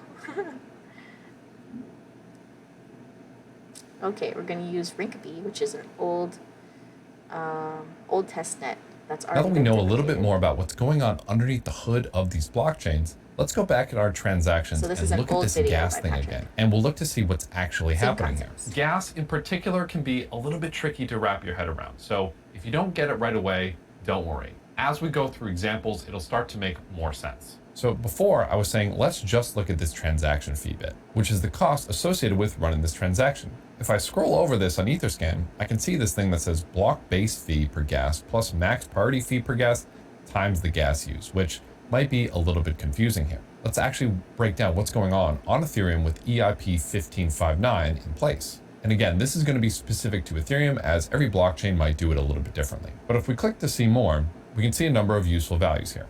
We can see gas limit is 21,000 and usage is 21,000. So this transaction used 21,000 gas, and we sent 21,000 gas along with it. Sometimes when sending a transaction, depending on when it's sent and depending on what the specific instructions are, it might actually use way more gas than what you want it to use. So with your transactions, you can actually set a limit. Hey, I don't want to use more than X amount of gas. I don't want to do more than X computational units. And in fact, if we go to our MetaMask and we click send to transfer between accounts again, and we pick, 0.01 ETH or something, next, we can actually hit this little button here, go to advanced, and we can actually edit some specifics of this transaction. One of them is going to be the gas limit. We can change this gas limit to maybe 2,200, 2,300, or more, or even less. Since sending Ethereum takes exactly 21,000 gas, MetaMask just defaults to setting it to that. But we also see these other interesting things. We see a priority fee and a max base fee. Let's reject this transaction and let's look back at Etherscan to talk about these. So currently in Ethereum, according to EIP 1559, every transaction on Ethereum comes with something called the base fee. This is the minimum gas price you need to set to include your transaction. And you'll notice that these are priced in something called GWEI. So what is a GWEI? If we come to the site ethconverter.com, and again, there's a link to this in the GitHub repository, we scroll down, we can see WEI, GWEI, and Ether. If I put 1 Ether in here, I can see how much 1 Ether is in terms of GWEI and in terms of WEI. 1 Ether is equal to 1, 2, 3, 4, 5, 6, 7, 8, 9, 9 zeros. So that's 1 billion GWEI is going to be 1 Ether. And then 1, 2, 3, 4, 5, 6, 7, 8, 9, 10, 11, 12, 13, 14, 15, 16, 17, 18, and then 18 zeros is a WEI. These are just easier ways of referring to really, really small amounts of Ethereum. So if we look at our gas fees, we see that the base fee is 0.00000004 GWEI. And this obviously would be an even smaller number if this was in units of WEI. So if we take this number and we put it into our calculator, we can see that this is equal to 40 WEI, or 0.00000, a whole bunch of zeros for Ether. The max fee here refers to the maximum gas fee that we're willing to pay for this transaction. And you can actually see that our max fee is a little bit higher than what we actually ended up paying. Our max fee was 2.2132 something something, and the gas price we actually paid was up here. Now your transaction might, of course, be a little bit different. Then additionally, we have a max priority fee. This is going to be the max gas fee that we're willing to pay, plus the max tip that we're willing to give to miners. Now, currently in Ethereum, this base fee ends up getting burnt. And we can see on Etherscan exactly how much is getting burnt here. And if we pull up our calculator again, we can grab this gas fee, multiply it by the amount of gas we used, and we can see that this is indeed how much Ethereum we actually ended up burning. We go back to an Ethereum converter, paste it in, we can see that these two numbers are indeed equal. This means whenever you send a transaction, a little bit of Ethereum is removed from circulation forever, or it's considered burnt. So currently in Ethereum, part of your transaction fee actually gets burnt, and then the other part goes directly to miners. So to figure out exactly how much went to miners, we could do this number minus the burnt amount, and this is how much Ethereum was paid to an Ethereum miner for this transaction. You'll see down here transaction type 2 EIP 1559. This is the EIP 1559 version of these transactions. Like I said, every blockchain is going to have a different fee burning and fee and gas process, and they're all going to be a little bit different. But the sum of it is blockchains have limited block space for transactions. The gas price that costs for your transaction to be included in one of these blocks changes based off how much demand there is. The base gas fee for Ethereum will go up and down depending on how many people are sending transactions and how many people want to be included in a block. If a ton of people want to be included in a block, that means a ton of gas is obviously going to get burnt. We've left a link to a video in the GitHub repository with this section from this YouTuber who does an amazing job breaking down this EIP 1559 and more about how this gas model actually works. So some things that he didn't touch on yet in here that I think he might touch on later is that EIP 1559 is a Ethereum Improvement Protocol, EIP, and the number of that protocol is 1559. So that's a specific Ethereum protocol that they're using for this gas section. Ethereum, their website includes all the different proposals for the different EIPs and all that stuff that we can check out later, and that he'll probably show us where all that is later. But that's what this is. It's one of the protocols that is proposed in the Ethereum network, and why he says that each blockchain and everything has their own different version. So what I find interesting right now is that I initially thought that the gas being burnt was something that would help with liquidity, because the less that's in the less Ethereum that would be in transaction or on the chain, the higher the demand because the more rare it is. But in this case, it's because there's a max capacity in a block. So actually, it's just a matter of space and how much, I guess, I'm not sure if it's computational power or however the requirements are, but the block itself has a max.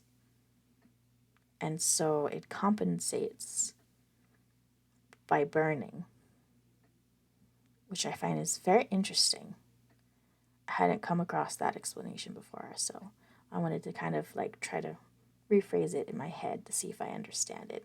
I might come back to this deflationary EIP 1559 later to see if I can learn more about how this actually works, because that's interesting. The difference of between, it's not a liquidity issue, it's a block issue, a maximum block issue. All right. Anyway, I'm digressing. I highly recommend you pause this video and watch that video to understand more. The base fee gets programmatically, algorithmically adjusted to try to target for all the blocks to be 50% full. If they're more than 50% full, this base fee automatically goes up. If they're less than 50% full, this base fee goes down. Now, this is a lot of the basics of how this transaction works, and it can be a little confusing. So let's do a quick refresher of everything in here. There's a unique transaction hash that uniquely identifies this transaction on this blockchain. We can see the status. We can see the block number that it's confirmed on. One other thing we want to look at, if we scroll up, we see block number and block confirmations. This is how many blocks have been mined since this block was included. Like we saw with our blockchain demo, the longer the blockchain gets, the harder it is to tamper with and the more secure it is. Typically, you'll see some processes say they'll only do something after 20 block confirmations, 30 block confirmations, or etc. The reason that they wait for these block confirmations is because they want to make sure that that transaction is actually included. And we can actually see the block that our transaction was included in and all the other transactions with it, different details about how much gas was used, the gas limit, etc. Timestamp is when the transaction happened. We can see from and to, we can see the value, and then we can see the transaction fee, which we see right here is block base fee per gas plus the max priority fee per gas times the gas used. And we see all the details of the gas down here. Gas price is the cost of 1 unit of gas. Gas limit is the max amount of units of gas that we're willing to pay in this transaction. The usage is how many actually got used. The base fee is going to be the base network fee per gas, so 40 Wei per 1 gas used. The max gas is the max gas price we're willing to pay, and max priority is going to be the max gas price plus the tip that we give to miners. And then we can see how much is burnt, and then we see transaction savings, which is the difference between how much was actually used or paid for and then returned. So for example, in this transaction, the gas price we ended up picking was a little less than our max gas price here. So the gas price we ended up using was a little less than our max priority fee here. So we had some savings compared to that. We can also see that this was an EIP 1559 transaction. We can see our nonce here, which was nonce 0 because the transaction that I'm showing is our first nonce. And then of course we can see the input data. For transactions that are just sending Ethereum, the input data is going to be blank. But you'll see that when we get to smart contracts, the input data is not going to be blank, and it's going to be one of the most important features of these transactions. You'll also notice that there's a state tab. This is an advanced tab, and it shows the different states that are changed based off of this transaction. We're going to ignore this one for now. Now that we know how the blockchain itself works under the hood, let's talk about some blockchain fundamentals. And we actually covered all these topics in a previous Free Code Camp video. So let's go to that. Oh, awesome. Cool. That was very informative. I liked that one. All right. So, I'm doing a deep dive. So, cryptography. And then Oh, resilience, proof of work and proof of stake. It's a good one to look at. Scalability, consensus, they are 1 and 2s. I can brush up on this. Let's go. If the first time you High listen to level. this, some of these concepts seem a little bit hard to grasp, don't worry about it. As we continue and as we move on with this course, they'll start to make more sense when you see them used in real examples.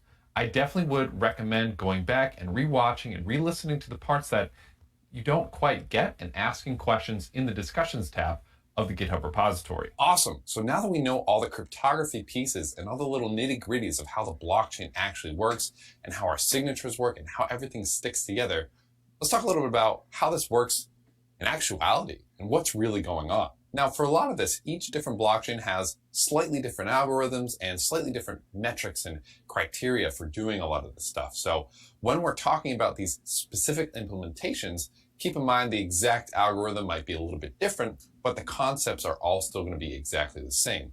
Hashing and a hash function is going to be the same no matter where you look. A decentralized blockchain is going to be the same no matter where you look. How it's actually implemented is going to be a little bit different. Now, traditionally, when you run an application, be it a website or something that connects to some server, you are interacting with a centralized entity. And unlike how we saw with the blockchain with multiple different peers, it's going to be run by a single centralized group. Now, it still could be run on many different servers, but all those servers are still going to be controlled by the same centralized group. Blockchains, as we saw, run on a network of different independent nodes.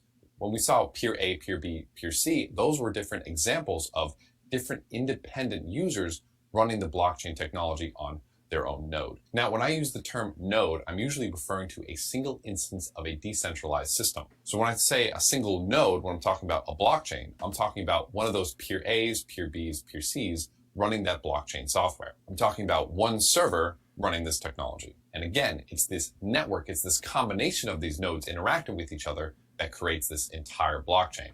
What makes these so potent too is that anybody can join the network, and that's why there's decentralized. The barrier to entry is a little bit of hardware requirements, you getting the correct materials to run the software, and then you running the software. Anybody can join these networks and participate, and that's what makes it truly decentralized. In fact, you can go to GitHub right now and run your own Ethereum node in a few seconds.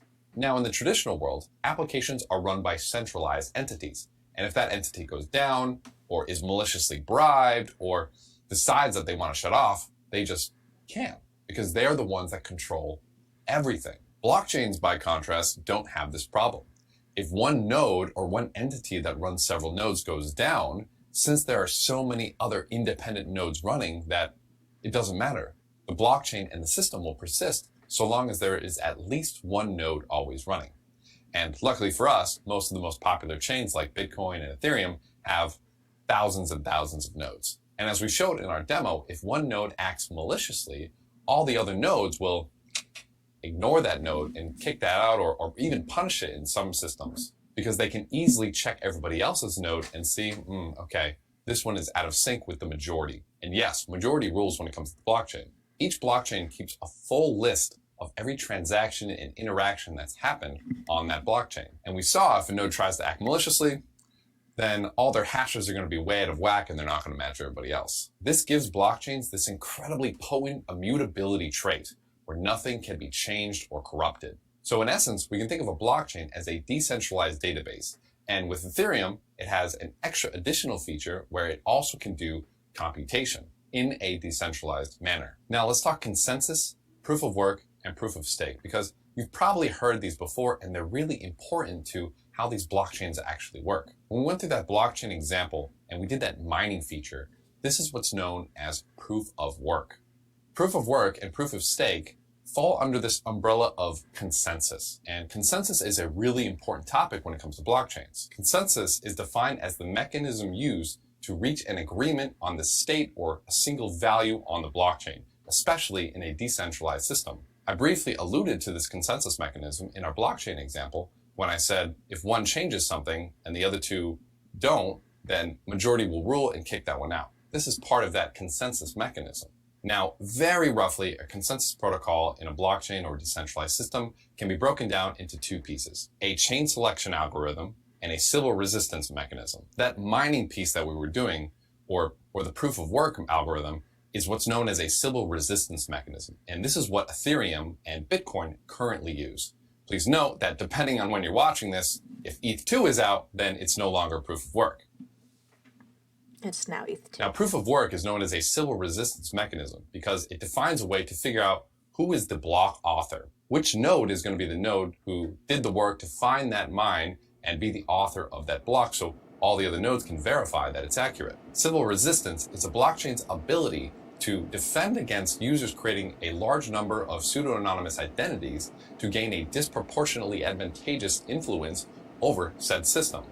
And in layman's terms, it's basically a way for a blockchain to defend against somebody making a bunch of fake blockchains so that they can get more and more rewards. Now, there are two types of the Sybil resistance mechanisms that we're going to talk about here, namely proof of work and proof of stake. Let's talk about proof of work a little bit more in depth first. In proof of work, this is Sybil resistant because a single node has to go through a very computationally expensive process called mining, which we demonstrated earlier, to figure out the answer to the blockchain's riddle of finding that correct nonce or whatever the blockchain system has in place. In proof of work, this works because no matter how many pseudo-anonymous accounts you make, each one still has to undergo this very computationally expensive activity of finding the answer to the proof of work problem or the proof of work riddle, which again, in our demonstration, it was finding a nonce with that first 4 zeros. But again, each blockchain might change the riddle or change the problem to be a little bit different. In fact, some of these blockchains make this riddle intentionally hard or intentionally easy to change what's called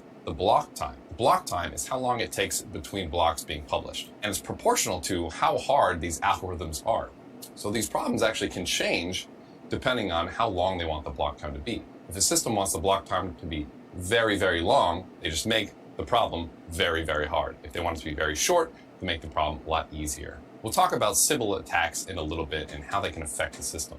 But with proof of work, it's a verifiable way to figure out who the block author is and be Sybil resistant. Now, you need to combine this with a chain selection rule, create this consensus. Now, there are some consensus protocols that have more features, but very, very roughly, these are the two pieces that we're going to look at. The second piece is going to be a chain selection rule. How do we know which blockchain is actually the real blockchain and the true blockchain? Now, on Bitcoin and Ethereum, they both use a form of consensus called Nakamoto consensus. And this is a combination of proof of work and longest chain rule. The decentralized network decides that whichever blockchain has the longest chain or the most number of blocks on it is going to be the chain that they use. This makes a lot of sense because every additional block that a chain is behind, it's going to take more and more computation for it to come up. That's why when we saw in our transaction, we actually saw confirmations. The number of confirmations is the number of additional blocks added on after our transaction went through in a block. So if we see confirmations as 2, it means that the block that our transaction was in has 2 blocks ahead of it in the longest chain. Now, I do want to point out that a lot of people use proof of work as a consensus protocol, and I do want to say that this is a little bit inaccurate, but sometimes people use it interchangeably. Proof of work is a piece of the overall consensus protocol, which in Bitcoin and Ethereum 1's current case is Nakamoto consensus. Nakamoto consensus is a combination of proof of work and this longest chain rule, both equally and very, very important. Now, proof of work also tells us where these transaction fees and these block rewards go to. Remember how when we made this transaction, we had to talk about gas and a transaction fee. So who's getting paid? Who is getting this transaction? And this transaction fee is going to the miners or the validators. In a proof of work network, they're called miners, and in the proof of stake network, they're called validators. They are a little bit different, and we'll get into that when we talk about proof of stake. In this proof of work system, all these nodes are competing against each other to find the answer to the blockchain riddle. Remember, in our example, it was to find a hash that has 4 zeros at the start. And again, depending on the blockchain implementation, that riddle is going to be a little bit different. But all the nodes are trying as many as possible to try to get this answer first. Why? Because the first node to figure out the answer to the blockchain riddle is going to get that transaction fee. They're going to get paid from that. Now, when a node gets paid, they actually get paid in 2 different ways. One is going to be with a transaction fee, and another piece is going to be the block reward. Remember how we talked about alternating the gas price or the GUI on our transaction, well, that's the transaction fee that we're going to pay to these blockchain nodes for including our transaction. The block reward is given to these nodes from the protocol, from the blockchain itself. You've probably heard of the Bitcoin halving before. The halving is referring to this block reward getting cut in half, and it's supposed to be cut in half roughly every 4 years.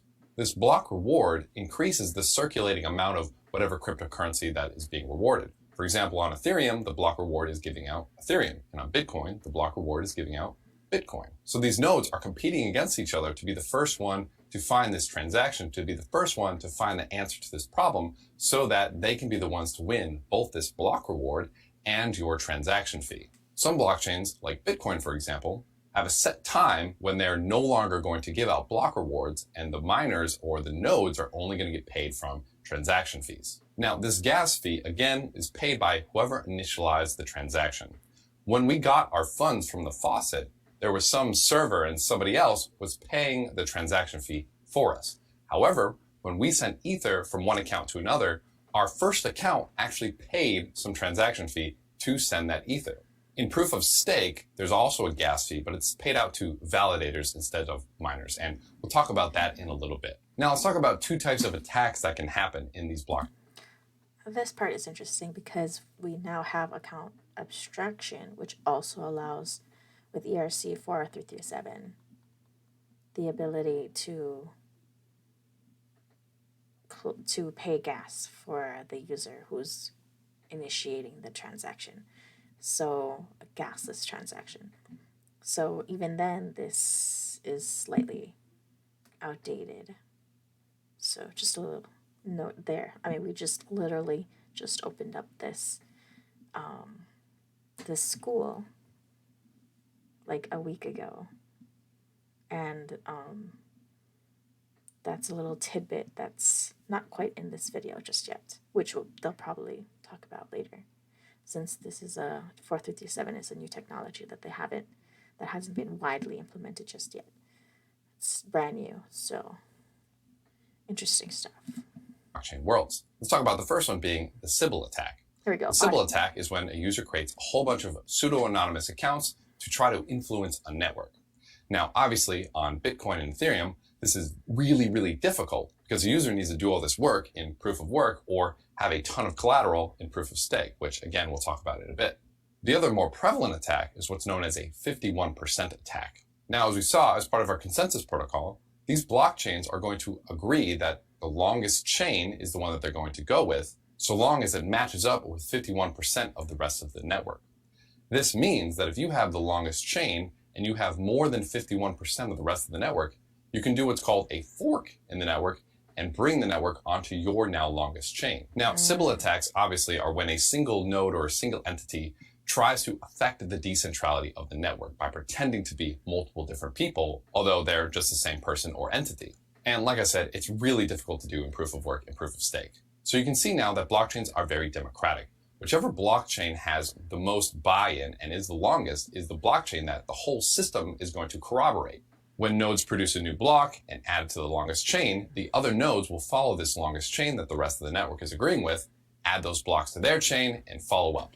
So very small reorganizations are actually pretty common when a blockchain picks a block from a different longest chain, puts it on, and then has to swap it out for another block and continue with a different blockchain. However, if a group of nodes had enough nodes or enough power, they could essentially be 51% of the network and influence the network in whatever direction that they wanted. This is what's known as a 51% attack, and it's happened on blockchains like Ethereum Classic, which is not Ethereum. This is why the bigger a blockchain is, the more decentralized and the more secure it becomes. So after you watch this video and you become a blockchain engineering expert, I definitely recommend you run a node as well, because you are going to increase the security of the network as a whole by running a node. So proof of work is fantastic because it allows us to very easily protect against these Sybil attacks and keep our blockchains decentralized and secure.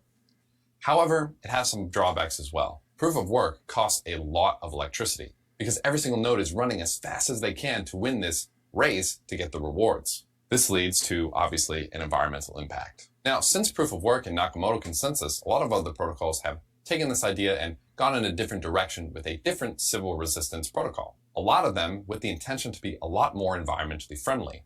And the most popular one right now is proof of stake. There are some chains that are already using this proof of stake protocol and that are live and thriving. Some of them are like Avalanche, Solana, Polygon, Polkadot, And Ethereum. So let's talk about proof of stake now. Again, this is a different Sybil resistance mechanism. Instead of solving this difficult problem, proof of stake nodes put up some collateral that they're going to behave honestly, aka they stake. In the example of Ethereum 2, nodes put up some Ethereum as a stake that they're going to behave honestly in the network. If they misbehave in the network, they are going to be slashed or removed some of their stake. Obviously, this is a very good Sybil resistance mechanism because if you try to create a whole bunch of anonymous accounts, then each one of those accounts, you have to put up some stake. And if you misbehave, you're going to run the risk of losing all the money that you put up as collateral. In this system, miners are actually called validators because they're no longer binding anything. They're actually just validating other nodes. Now, unlike proof of work, which every node is racing to be the first one to find the block, in proof of stake, nodes are actually randomly chosen to propose the new block. And then the rest of the validators will validate if that node has proposed the block honestly. As we saw with our cryptography lesson, it's usually very easy for other nodes to verify if a proposal or a transaction is honest. Now, proof of stake obviously has some pros and cons as well. Pros are that, again, it is a great Sybil resistance mechanism and a great way to figure out who the author of a block should be. The other pros are that it's way less computationally expensive to figure out the new block. Because instead of every single node on the network trying to do this, only one node needs to do this. And then the rest of the nodes just need to validate it.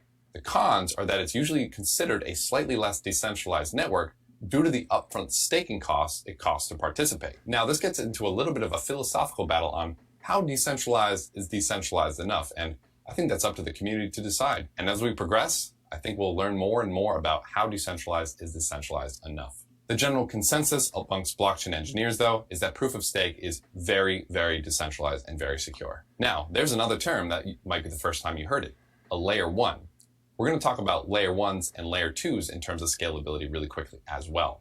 A layer one refers to any base layer blockchain implementation. Bitcoin's a layer one, Ethereum's a layer one, Avalanche is a layer one. These are the base layer blockchain solutions. A layer two is any application that is added on top of a layer one, added on top of a blockchain. Some examples of layer twos are going to be Chainlink, Arbitrum, or Optimism. Arbitrum and Optimism are very interesting because they are layer twos that also look to solve this scalability issue. Arbitrum and Optimism are what's known as rollups, and they roll up their transactions into a layer one, like Ethereum. We're not going to go too deep into rollups and how they actually work, but all you really need to know is that they solve some of the scalability issues by being on the blockchain that people can make transactions on, still on kind of this base Ethereum layer. Now, they're different from side chains because side chains derive their security from their own protocols. Rollups derive their security from the base layers. So Arbitrum and Optimism, for example, is going to be just about as secure as Ethereum. There's some fantastic guys in there that go a little bit deeper into rollups, and I've left a link in the description for you. All right, so we just talked about a lot of stuff. So let's do a quick recap before moving on. Sybil attacks are prevented due to protocols like proof of work and proof of stake. 51% attacks grow increasingly harder with the size of blockchain, so you should run a node. Consensus is the mechanism that allows a blockchain to agree upon what the state of the blockchain is. Sharding and rollups are solutions to scalability issues on layer ones. A layer one is any base blockchain implementation, like Bitcoin or Ethereum. A blockchain scalability problem is that there's not always enough block space for the amount of transactions that want to get in them. This leads to very high gas prices. And again, gas prices are how much it costs to interact with a blockchain. Whew. Yeah, is right. All right. Oh, congratulations. Sweet. That was the blockchain basics. What you want to tell us? So that's it for the blockchain basics and the blockchain explainers. With just this information, you now can go off into the world and start working with blockchains and interacting with blockchains with at least some level of knowledge as to what's going on. You should be incredibly proud of yourself for just making it this far. Definitely be sure to give yourself a pat on the back and a round of applause. Now that we've gotten a lot of the basics and the fundamentals out of the way, let's start jumping into the coding aspect. This is where you're going to learn this Solidity basics. The Solidity fundamentals section will give you all the skills to start actually coding Solidity and understanding how these smart contracts work underneath the hood. So at this point, absolutely give yourself a high five. Maybe say hi in the GitHub discussions. Maybe. Oh. Delete me. I just realized that this says delete me. That's too bad. I like this little thing. He has to re-record it, I guess. It's too funny. Is there like a give a feedback? There's a little feedback thing in here. Did we do wrong? Oh, nice. Okay. Like this lesson. Please redo this. Congrats video. It cuts off at the end. Thank you.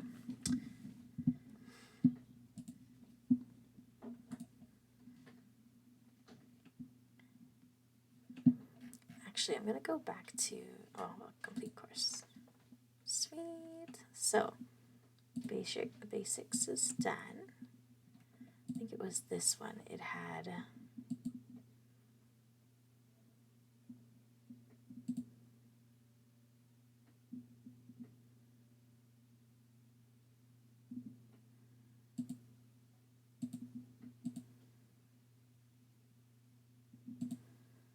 the same thing, I believe, as number 2.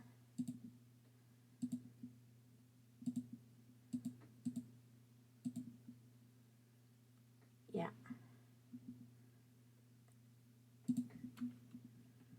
So I'm going to give feedback in blockchain basics. Lesson 2. Oh, lesson 3. The first 10 minutes of the video is from lesson 2. Thank you.